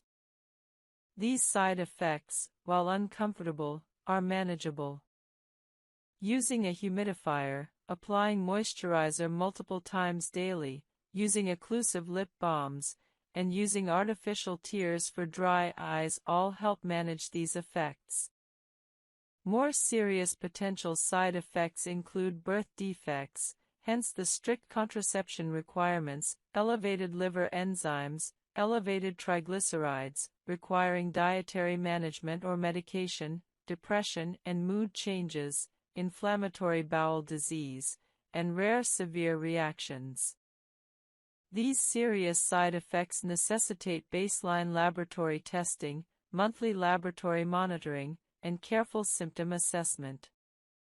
Any concerning symptoms should be reported to your dermatologist immediately. Depression and mood changes are particularly concerning.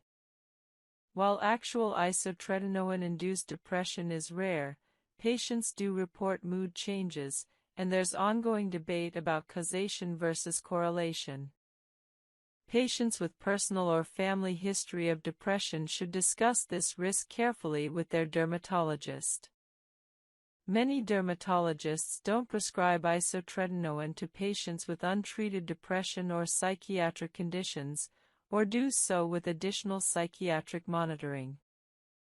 Isotretinoin can cause temporary initial acne worsening, flaring, as sebaceous glands adjust and dead skin cells are shed.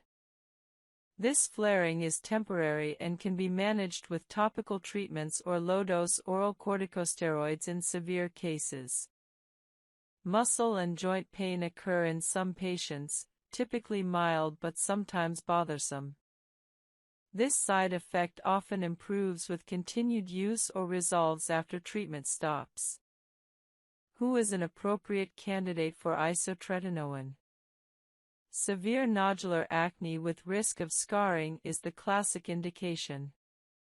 Acne resistant to maximum dose oral antibiotics combined with topical retinoids for at least 3 to 4 months is another strong indication. Any acne causing significant psychological distress or affecting quality of life substantially is also appropriate.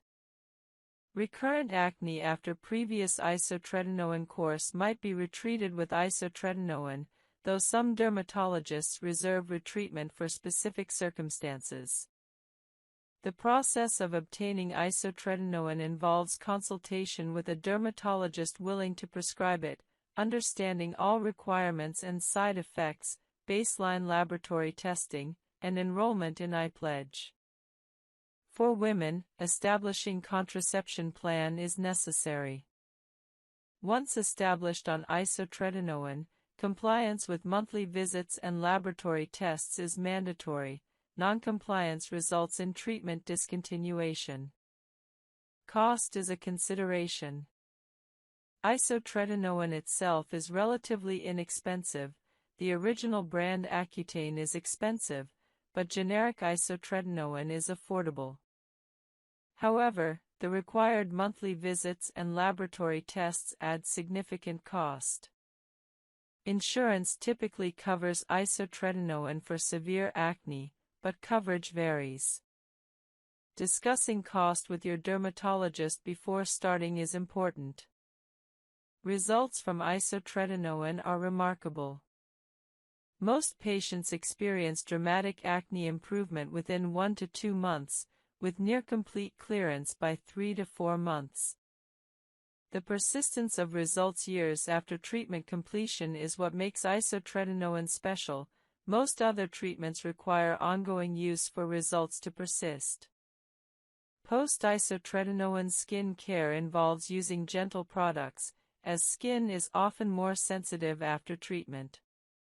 Many patients can use minimal skin care after isotretinoin, though some benefit from occasional retinoid maintenance to prevent any acne recurrence.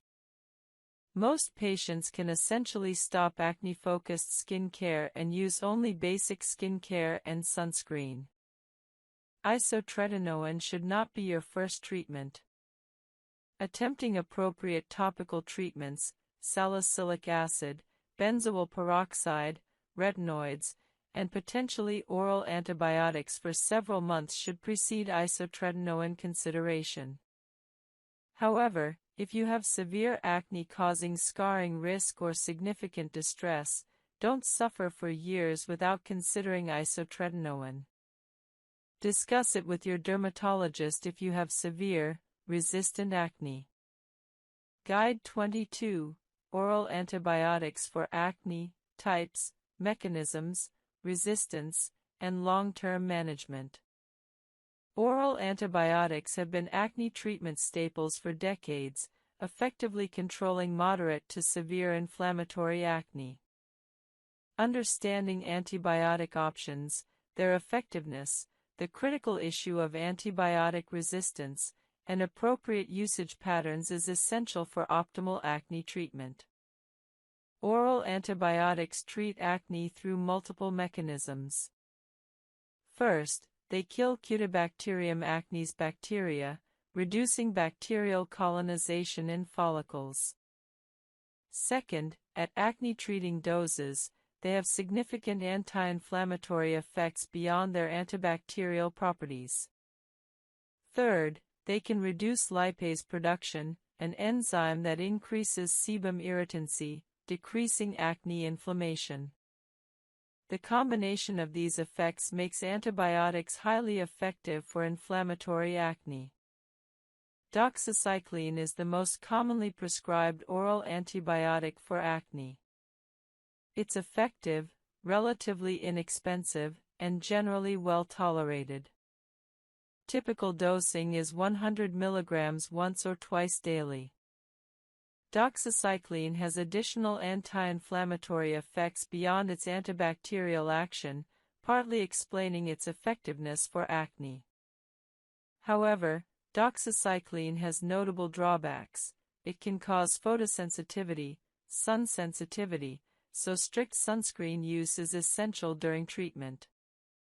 It can cause esophageal irritation if not taken properly, requiring taking it upright with significant water and not lying down for 30 minutes afterward. Some women experience vaginal yeast infections due to disruption of normal bacterial flora. Birth control pill effectiveness can be reduced by doxycycline in some individuals, requiring backup contraception. Minocycline is an alternative tetracycline antibiotic with similar effectiveness to doxycycline. It's lipophilic, fat-soluble, allowing it to penetrate sebaceous glands well. Minocycline can cause blue discoloration of skin and mucous membranes with long-term use. While this is reversible upon discontinuation, it's an undesirable potential side effect. Minocycline also has slightly higher risks of drug-induced lupus and autoimmune hepatitis compared to doxycycline, though these are rare. Many dermatologists now prefer doxycycline over minocycline due to these considerations. Azithromycin is a macrolide antibiotic sometimes used for acne. It's taken at lower doses than typical infection-treating doses, 250 mg 3 times weekly. Azithromycin has strong anti-inflammatory effects. However, Cutibacterium acnes resistance to azithromycin is increasingly common, making it less reliable than tetracyclines. Azithromycin is often reserved for patients who cannot tolerate tetracyclines. Trimethoprim sulfamethoxazole, TMPSMX, is a combination antibiotic occasionally used for acne, particularly in patients who cannot tolerate tetracyclines. However, it's less effective than tetracyclines and has higher allergy rates, limiting its use. Isotretinoin can cause temporary initial acne worsening, flaring, as sebaceous glands adjust and dead skin cells are shed. This flaring is temporary and can be managed with topical treatments or low-dose oral corticosteroids in severe cases. Muscle and joint pain occur in some patients, typically mild but sometimes bothersome. This side effect often improves with continued use or resolves after treatment stops. Who is an appropriate candidate for isotretinoin? Severe nodular acne with risk of scarring is the classic indication. Acne resistant to maximum dose oral antibiotics combined with topical retinoids for at least 3 to 4 months is another strong indication. Any acne causing significant psychological distress or affecting quality of life substantially is also appropriate. Consistent routines in consistent order reduce sensory overwhelm. Number 50. Specialized Skin Care and Acne Treatment Guides, Part 4. Each guide, 10 to 15 minutes reading time. Guide 51, Acne During Menstrual Cycle, Tracking, Prediction, and Strategic Treatment Timing. Understanding how your menstrual cycle affects acne allows you to predict breakouts and strategically time treatments for maximum effectiveness. This is particularly valuable for women with cyclical hormonal acne. For confirmed acne cosmetica, switching to acne-safe alternatives of the product category often resolves the issue. Switching to non-comedogenic foundations, powder-based makeup instead of cream-based, or lighter formulations often allows makeup use without acne worsening. Reading ingredient lists helps identify potentially problematic components. Becoming familiar with ingredients triggering your personal acne helps you avoid them. Some people maintain lists of problematic ingredients to check against when considering new products.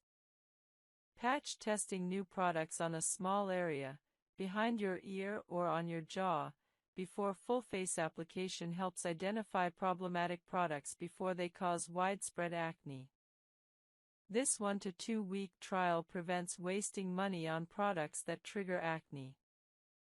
The relationship between acne cosmetica and other acne factors is important. Someone might have both hormonal acne, from internal factors, and acne cosmetica, from products. Addressing both simultaneously, using acne-safe products plus treating hormonal acne medically, provides the best outcomes. Makeup artists and dermatologists can recommend acne-safe product alternatives for people who require makeup professionally. Many professional-grade acne-safe makeup lines exist specifically for people needing makeup without triggering acne.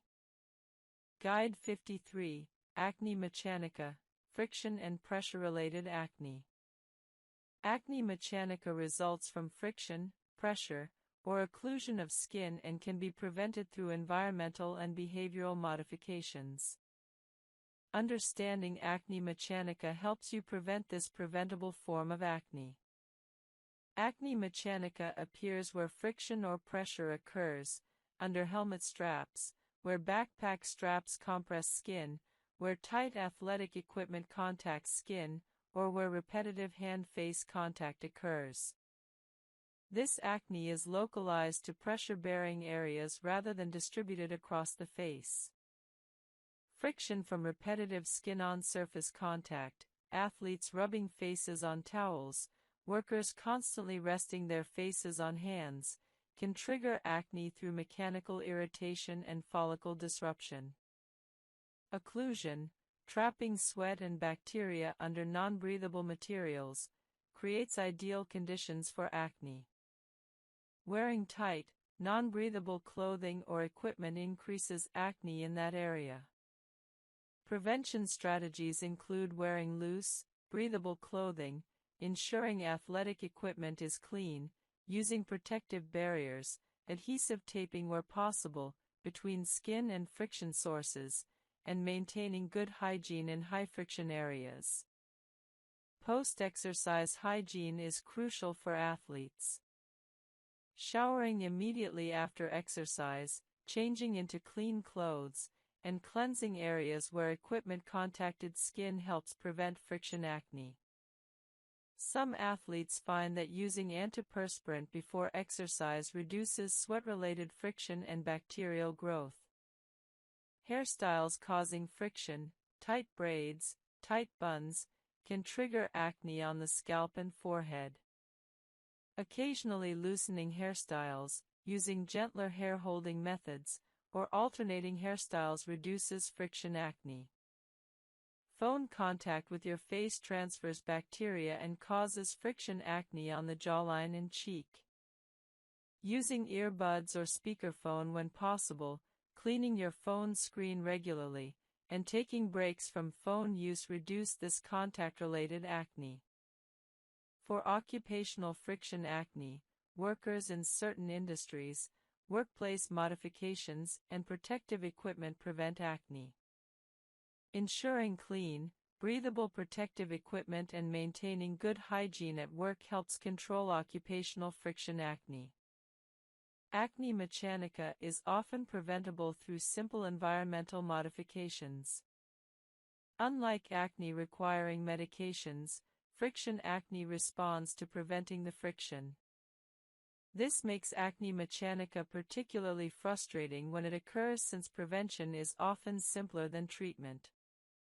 Guide 54. Drug-induced acne and medication side effects. Certain medications trigger or worsen acne as a side effect. Recognizing drug-induced acne allows you to work with prescribers to modify medications or manage acne while necessary medications are continued. Corticosteroids commonly trigger acne or worsen existing acne. Systemic corticosteroids, oral, are more likely to cause acne than topical steroids, though topical steroids applied to face can also trigger acne. Patients on chronic systemic corticosteroids often experience significant acne requiring aggressive treatment. If corticosteroids are necessary, combining them with acne treatment is often required. Lithium, used for bipolar disorder treatment, causes acne in many patients. The mechanism involves effects on follicular epithelium and sebaceous gland function. Acne from lithium is sometimes severe. Working with your psychiatrist on whether alternative mood stabilizers are possible, or combining lithium with aggressive acne treatment, might be necessary. Anabolic steroids cause severe acne in nearly everyone using them. Anabolic steroid use for performance enhancement causes acne that often requires isotretinoin for management. The acne is typically severe, widespread, and on the trunk as well as face. Hormonal contraceptives can either improve or worsen acne depending on the specific formulation. Progestins with androgenic properties, like levonorgestrel or norgestrol, might worsen acne, while progestins with minimal androgenic activity, like norgestimate or drospirenone, often improve acne. If birth control is worsening acne, switching to a formulation with less androgenic progestin often helps. Anti-seizure medications sometimes worsen acne through various mechanisms. Working with your neurologist if seizure medications are worsening acne might identify alternatives or necessitate aggressive acne management. Vitamin B12 supplementation can paradoxically worsen acne in some individuals through unknown mechanisms. If you take B12 supplements and notice acne worsening, discontinuing B12 might help. The menstrual cycle consists of phases with distinct hormonal profiles affecting acne. The menstrual phase, days 1 to 5, involves shedding of uterine lining with declining hormone levels. Many women experience least acne during this phase as hormones are low. The follicular phase, days 6 to 14, involves increasing estrogen as follicles develop. Estrogen rise typically improves skin as estrogen has protective effects. Many women notice clearest skin during this phase. Ovulation, day 14, involves hormonal surge of LH and FSH. Some women experience minor acne worsening around ovulation. The luteal phase, days 15 to 28, involves rising progesterone and maintained estrogen. This phase often brings worsening acne in hormone-sensitive women due to progesterone effects and androgen to estrogen ratio changes. Tracking your acne patterns against your menstrual cycle for 2 to 3 months reveals your personal pattern. Many women find breakouts clustered in the luteal phase, particularly the 5 to 7 days before menstruation. However, individual patterns vary significantly. Some women have no cyclical acne pattern, while others have severe luteal phase breakouts. Once you identify your cyclical pattern, strategic treatment timing can optimize results. If you break out mainly in the luteal phase, intensifying acne treatment frequency during this phase can prevent significant breakouts. For example, if you normally use salicylic acid 2 to 3 times weekly, you might increase to daily use during your high-risk luteal phase. This temporary intensification often prevents the severe breakouts that would otherwise occur. Planning professional treatments around your cycle optimizes results. Having a chemical peel or professional facial during your clear follicular phase when your skin is less inflamed and more resilient provides better results than during your breakout-prone luteal phase. Hormonal contraceptives can help by suppressing ovulation and stabilizing hormone levels. Many women find that switching to birth control pills with continuous hormone dosing, tricyclic or extended cycle pills that reduce or eliminate placebo weeks, significantly reduces cyclical acne by preventing the hormonal fluctuations driving breakouts. Spironolactone, anti-androgen, helps some women with cyclical acne by blocking androgen effects. However, effects are more modest for pure cyclical acne than for chronic hormonal acne. Dietary modifications might help cyclical acne through hormone metabolism. Some evidence suggests that supporting liver health through adequate nutrients supports estrogen metabolism. Consuming adequate B vitamins, magnesium, and fiber supports hormone metabolism. PMS supplements containing ingredients like calcium, magnesium, and vitamin B6 might help with luteal phase acne through their effects on hormone metabolism and inflammation. Some women find these supplements modestly helpful. Stress during the luteal phase exacerbates acne in many women. The luteal phase naturally involves slightly increased anxiety and mood sensitivity. Implementing additional stress management during this phase, extra exercise, meditation, or relaxation practices, can reduce acne by controlling stress hormonal interactions. Sleep quality often decreases in the luteal phase due to progesterone effects. Prioritizing sleep during this phase through good sleep hygiene, potentially with earlier bedtimes, supports skin health. Understanding your cyclical acne pattern allows realistic expectations and strategic planning. Rather than being frustrated by predictable breakouts, you can anticipate them and proactively manage them. This empowerment often improves both skin outcomes and psychological well-being around acne. Guide 52, Acne Cosmetica, Product-Induced Acne and Ingredient Avoidance. Acne cosmetica specifically refers to acne triggered or worsened by cosmetic products. Understanding this condition and identifying problematic ingredients prevents wasted time and money on ineffective acne treatments when the actual problem is product-induced acne. Acne cosmetica differs from typical acne in that stopping the offending product often resolves it completely, whereas typical acne persists despite good skin care. This distinction is diagnostically important. If your acne improves dramatically after discontinuing a specific product, acne cosmetica was likely the cause. Common culprits in acne cosmetica include foundations, particularly heavy, silicone-based ones, primers, concealer, powders, sunscreen, and heavy moisturizers. These products can clog pores through their occlusive nature or irritating ingredients. Specific ingredients commonly triggering acne cosmetica include dimethicone.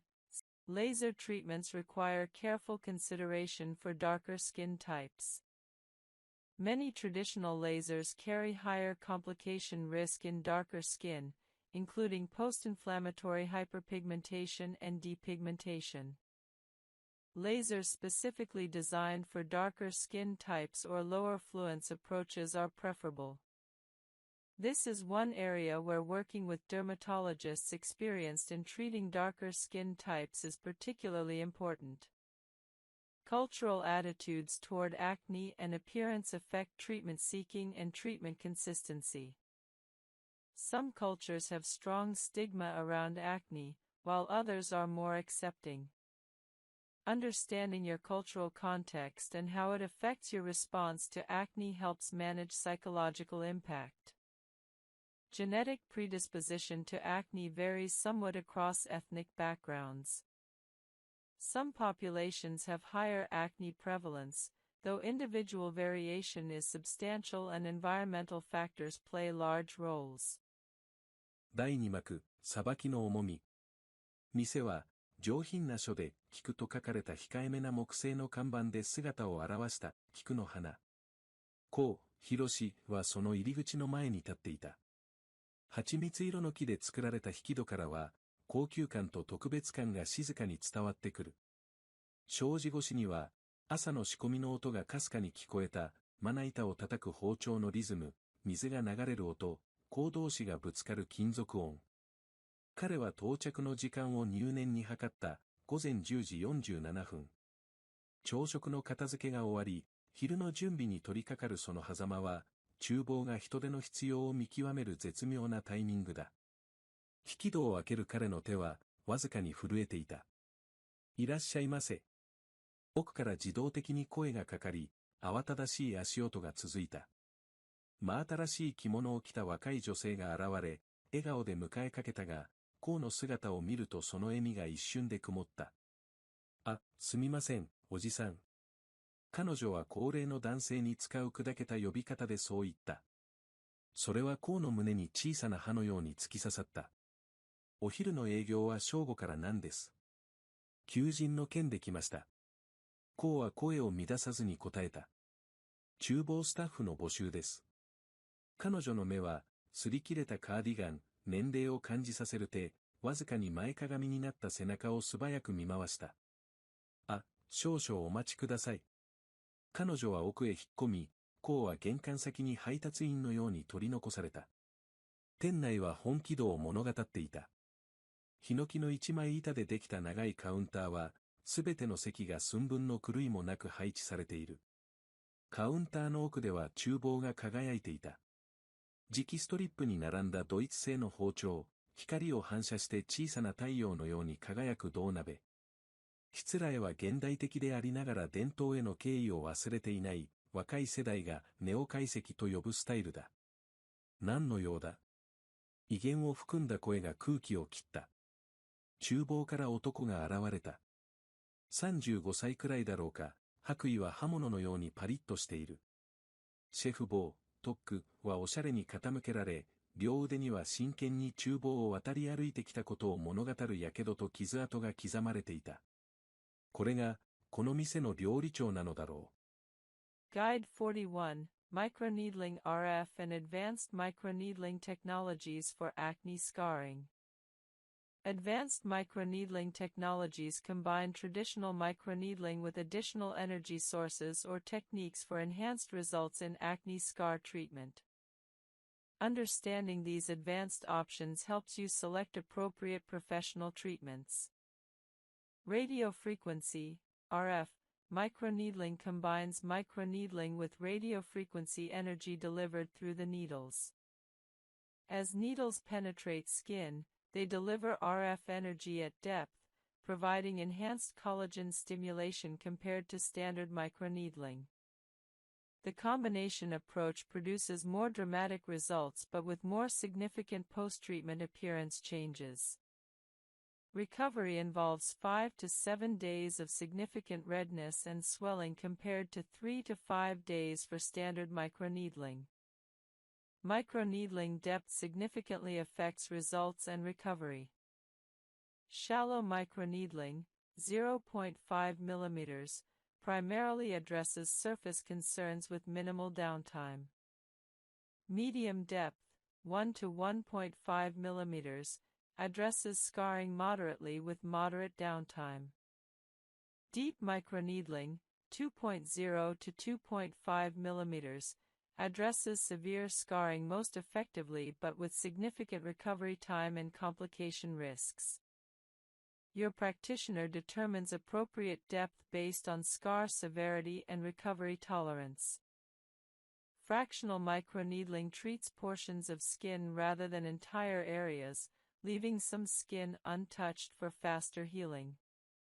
This approach provides good scar improvement with reduced downtime compared to full-face treatment. Multiple sequential treatments spaced 4 to 6 weeks apart provide cumulative improvements superior to single treatments. Most scar improvement appears over 3 to 6 months following each treatment as collagen remodels. Treatment plans typically involve 3 to 6 sessions. Post-treatment care optimizes results. Aggressive sun protection, SPF 50+, daily application, reapplication every 2 hours outdoors, is crucial during recovery. Healing serums with growth factors support skin recovery. Avoiding active ingredients during recovery week allows skin barrier to heal. Resuming actives cautiously after recovery supports ongoing improvement. Combining microneedling with other scar treatments, subcision, fillers, laser, often provide superior results to any single approach. Your dermatologist can recommend appropriate combinations for your specific scars. Guide 42: Emerging Probiotic and Postbiotic Skincare Research. Probiotic and postbiotic skincare represents an emerging frontier addressing acne through microbiome support. Understanding this emerging field helps you evaluate whether these approaches might benefit your skin. Topical probiotics contain live bacteria applied to skin. While the colonization potential of topical probiotics on skin is limited, skin has established microbiota that resists colonization. These products may provide benefit through bacterial metabolites and immune stimulation. Some evidence suggests certain probiotic strains reduce acne severity modestly. Postbiotics are metabolites produced by bacterial fermentation, essentially the waste products of probiotics with bioactive properties.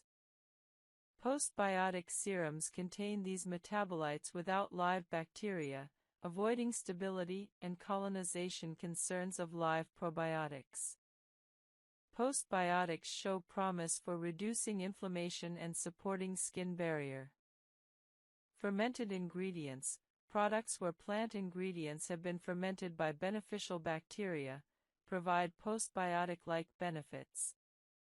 These fermented products often have enhanced stability and penetration compared to non-fermented counterparts.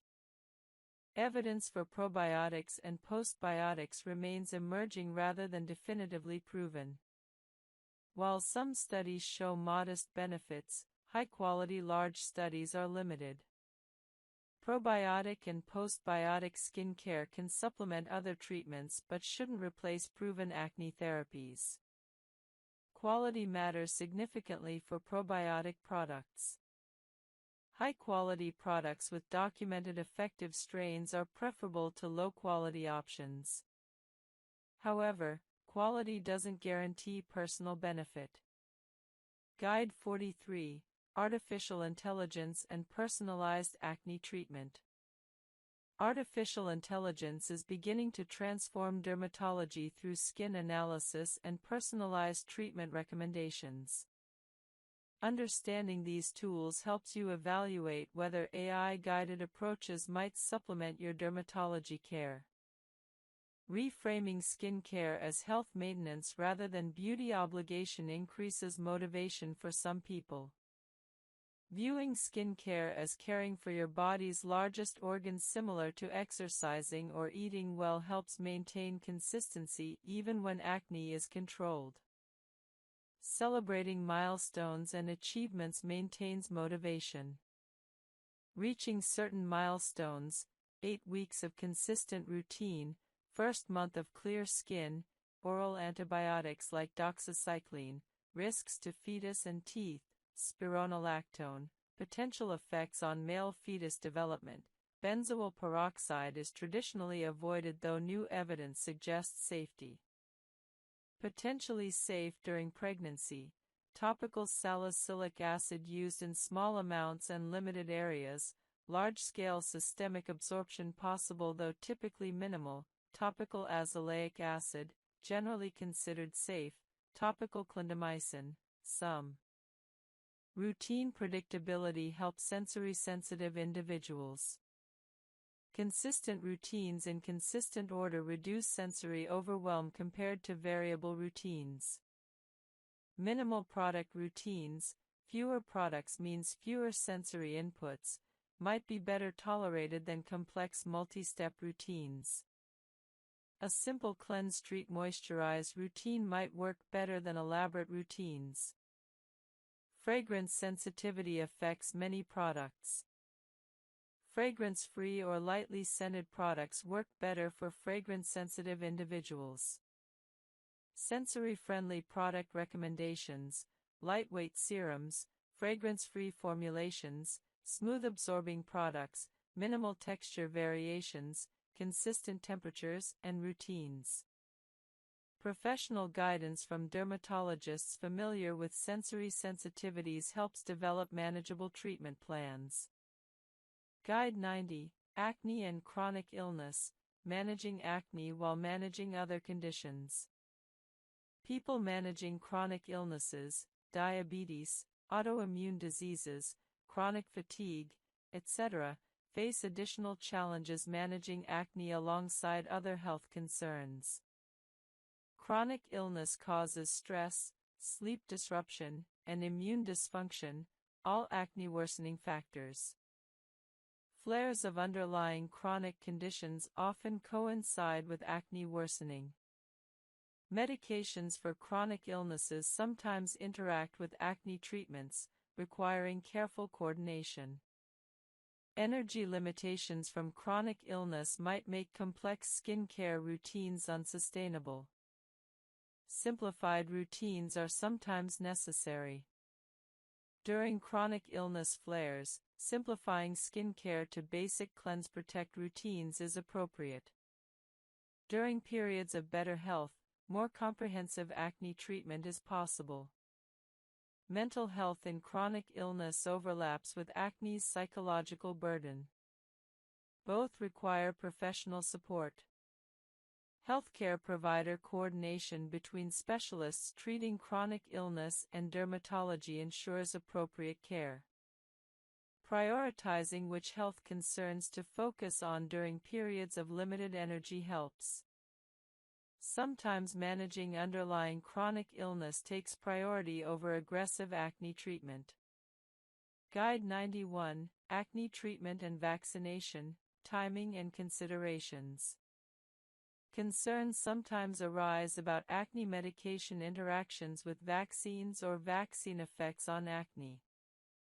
Most acne treatments don't interact meaningfully with vaccines. Topical treatments have minimal systemic absorption and don't affect vaccines. Oral antibiotics for acne don't affect vaccine efficacy. Vaccines should be given as scheduled regardless of antibiotic use.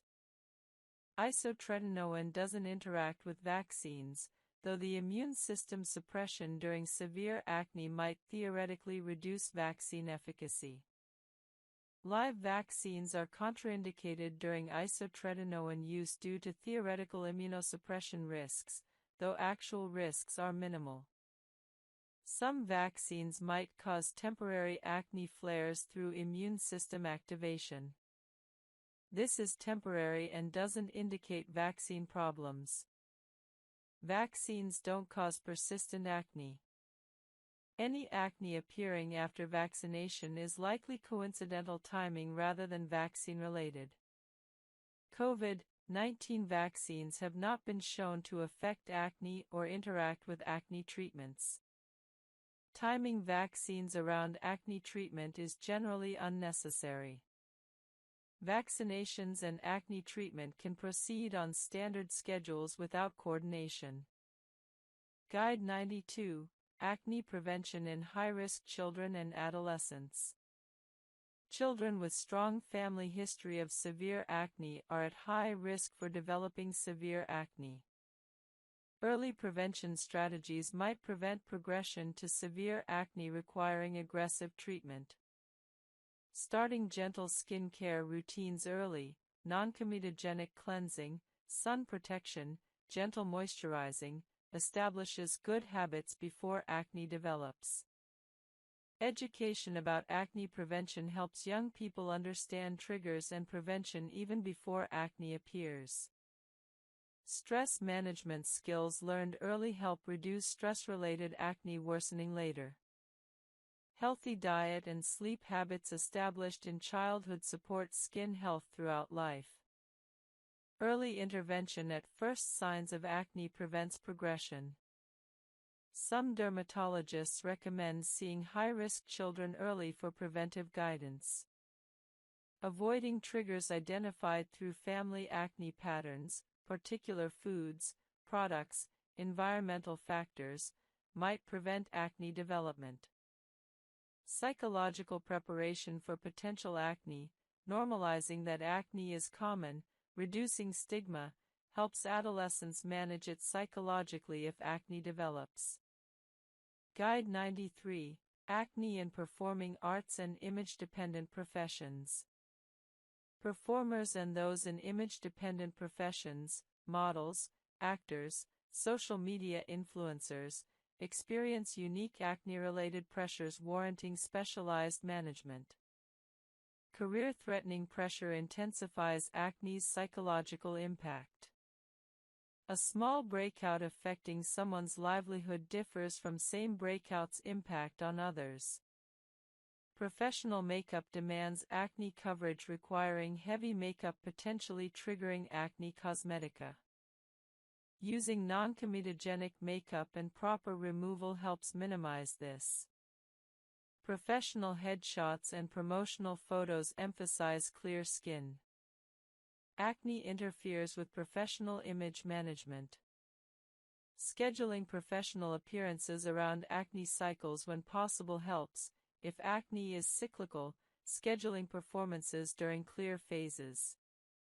Professional dermatology involvement is often valuable for ensuring consistently clear skin during critical professional periods.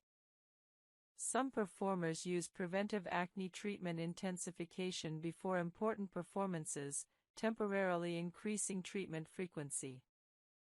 Mental health support helps manage the intensified appearance pressure these professions create. Guide 94, Acne and Sleep Disorders, Managing Acne while Managing Sleep Issues. Sleep disorders, insomnia, sleep apnea, restless leg syndrome, create multiple acne worsening factors making acne management more challenging. Sleep deprivation from any sleep disorder worsens acne through stress hormone, immune, and inflammatory mechanisms. Sleep medications sometimes worsen acne. Discussing with sleep specialists whether acne worsening might relate to sleep medications is appropriate. Treating underlying sleep disorders often improves acne significantly through improved sleep quality and stress reduction. Managing both sleep and acne requires comprehensive approach addressing both conditions. CPAP machines and other sleep disorder treatments might trigger acne through skin irritation. Using protective barriers and keeping equipment clean helps. Guide 95, Acne and Fertility, Female and Male Considerations. Acne treatments have fertility implications requiring consideration for those planning pregnancy or concerned about fertility. Isotretinoin is highly teratogenic and absolutely contraindicated in pregnancy. Women of childbearing age must use reliable contraception while on isotretinoin. Spironolactone might affect male fetus development. Stopping spironolactone while planning pregnancy or if pregnancy occurs is generally recommended. Birth control pills used for hormonal acne obviously affect fertility planning. Stopping pills when planning pregnancy allows pregnancy attempt. Other acne treatments don't significantly affect fertility and can be continued during fertility attempts. Male fertility is theoretical. Oral antibiotics don't significantly affect athletic performance at prescribed doses. Athletes can safely use oral antibiotics for acne without worrying about performance impacts. Spironolactone, if used by female athletes, is not banned in professional sports and doesn't directly affect performance, though it's a diuretic potentially affecting hydration. Athletes using spironolactone should ensure adequate electrolyte and fluid intake. Isotretinoin doesn't affect athletic performance. However, during isotretinoin treatment, skin is photosensitive and sometimes irritated, which might temporarily affect comfort during training. Otherwise, no performance impact. Retinoids don't directly affect athletic performance. Some concerns about sun-sensitizing acne treatments affecting outdoor athletes are legitimate. Sun-sensitizing treatments require extra sun protection for outdoor athletes. Using high SPF sunscreen that's sweat-resistant and reapplying frequently is necessary. Anxiety about acne potentially affecting performance is psychological rather than physiological. If acne causes confidence loss that affects athletic performance, treating acne improves performance through psychological mechanisms. Conversely, improved mental health from treating acne often improves athletic performance. The overall effect of treating acne in athletes is typically positive. Improved mental health, confidence, and well-being generally improve or maintain athletic performance. Guide 73, Acne Treatment Costs, Insurance Coverage, and Affordable Options.